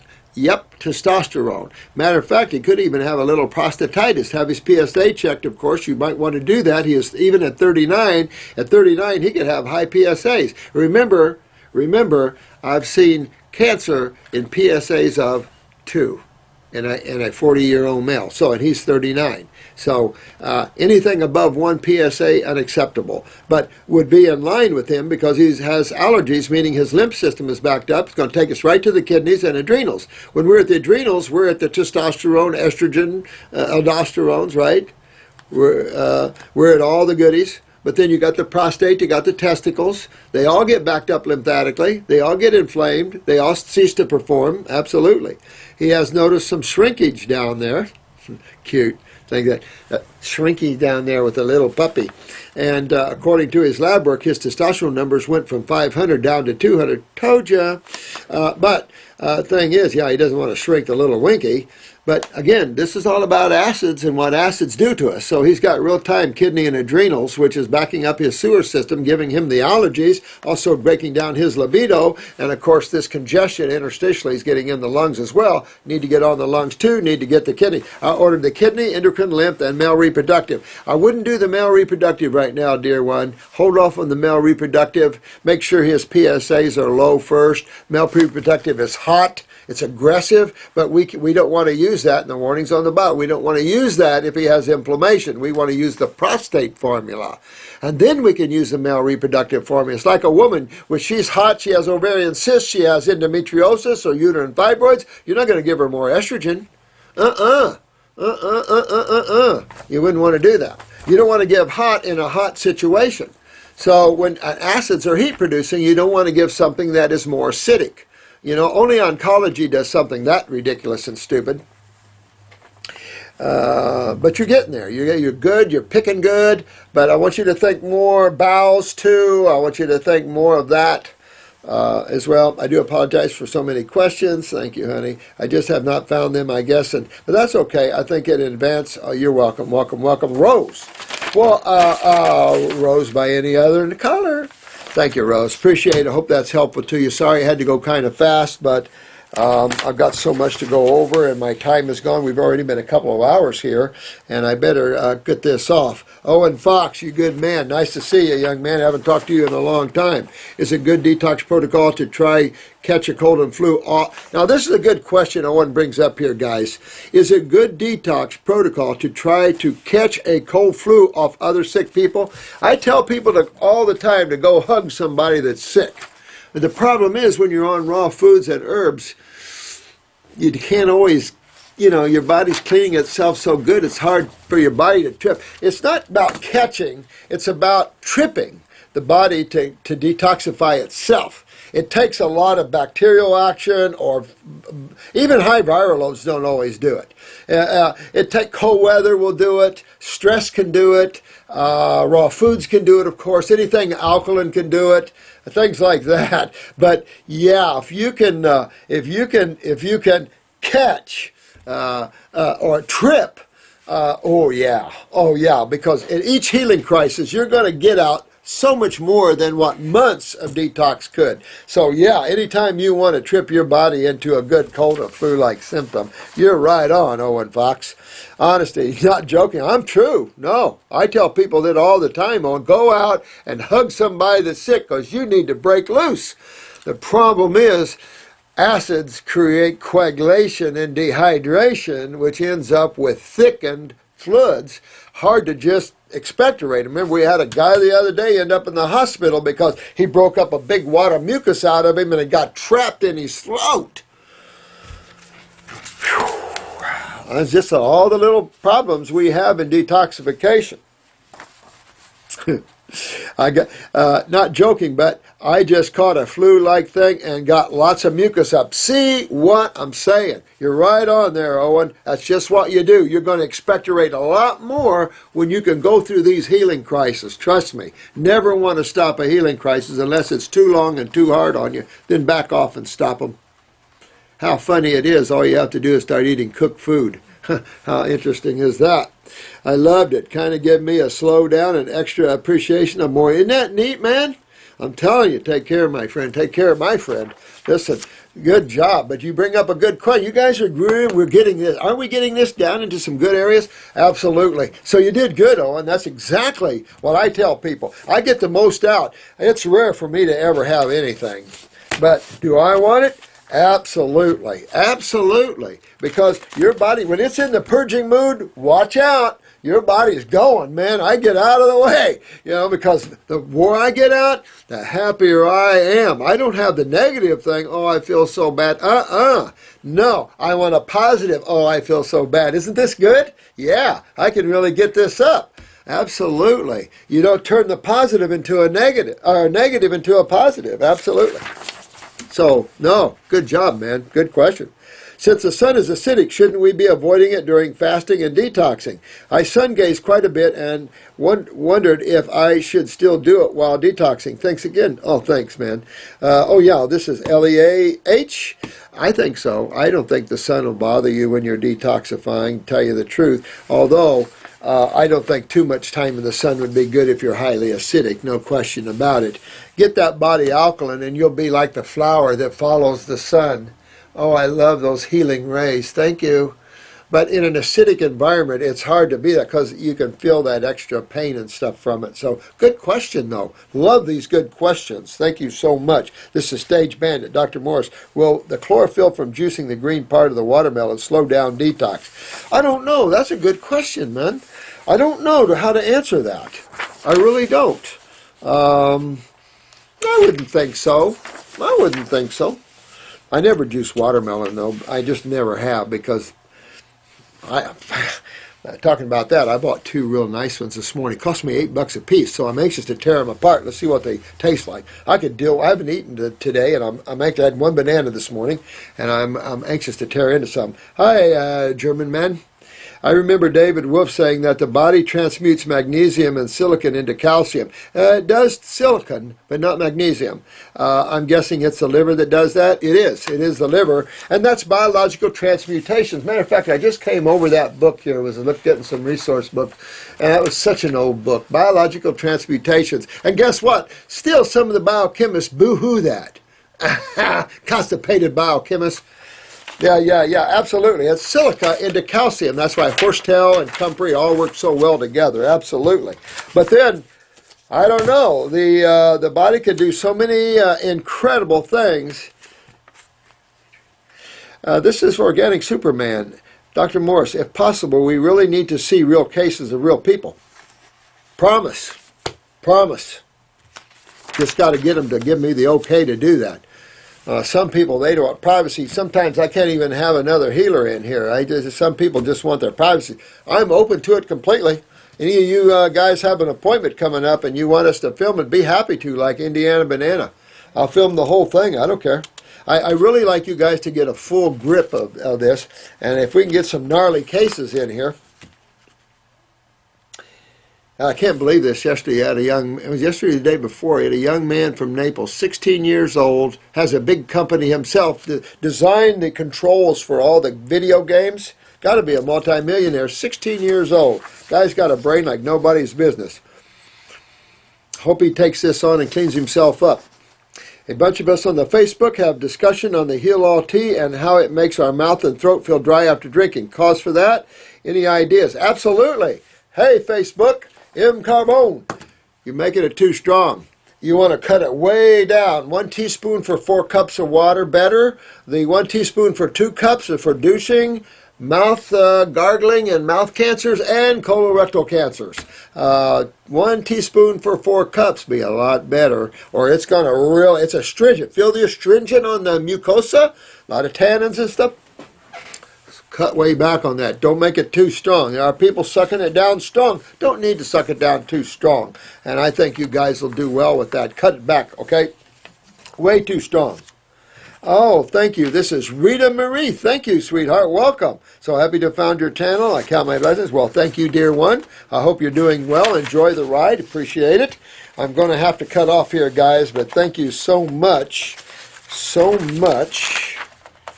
for everything.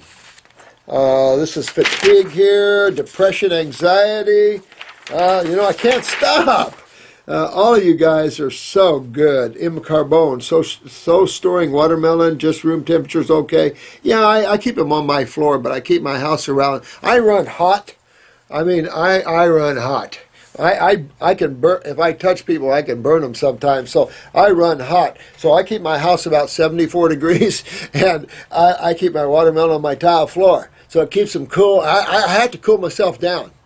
I used to drink room temperature water. I have to cool myself down. So, yeah, I have been putting mine in fridge. Well, I do keep I cut it in half. I eat one half one morning, the other half the next morning. I keep one half in the refrigerator because I like cold. I love cold. Cools me down. But it takes up so much room. I know. But I don't know how you could keep once you cut it, it starts oxidizing pretty good, so I don't know. I have done that, but I keep this, we have these non-bleached towels, so I keep them wet and keep it on it if I can't keep it in the refrigerator. Same problem you do. Same problem we all have. Thank you so much, guys. Thank you so much about this. This is R Malta 69. I've had fatigue, depression, anxiety as long as I can remember since early childhood. I just turned 21. 21 years old, and this lad has suffered so much. And I am just finishing the 8 formulas. I went on about a week and a half ago on all fruit. I'm also on 3 glandulars, adrenal 160, parathyroid, and pineal. I wasn't sure if taking 3 glandulars at once is too much, but I'm really sick and tired of feeling depressed, anxious, and inexpensive for all these years. My main focus nowadays is my spirituality, work in progress. Let us know, my friend, how you doing. Thank you so much. Oh, this is Gabriel. I'm anxious to hear your thoughts on the cucumber. Do you think it is good detoxifying? I do like the cucumber. I love, when I go to a salad bar, I load up on the cucumbers. We have a Jason's Deli down here with organics, and I'm just not a real lettuce person. I have a little of spinach and stuff, but I love the red peppers, the cucumbers. The fruit veggies. Yeah. I am hoping to be able to detox yet eat high alkaline all the same time. I live in Colorado, and sometimes the fruit quality, yeah, I know. Try living in Florida, which should be, it's probably worse than you guys. Thank you for sharing your wisdom. Thank you so much, Gabriel. In relation to Archangel Gabriel, thank you, guys. Thank you for enduring these 2 hours. I appreciate it. I now have to take some time and write this up. I'm trying to get all your questions and everything, so forgive me if I just can't get to them, but really working hard to get that. I know there's a lot of videos to watch. Makes good stuff, though, because when you start realizing in each case what we're doing, it'll come home, and then you guys are home. So thank you so much. My love is always with every one of you guys. Controversy is controversy. I love you all. Let's just have a good, strong website here and hold hands and become all good friends and buddies. It's okay to disagree, too. But let's become good friends and buddies, and let's change this world here and kick it up another notch. This world doesn't know what another notch is, and it really needs it. So a lot of suffering people and children and everything else. Let's make a difference, guys. All right? I love you all. You have a fun weekend, and see you next week. Bye-bye.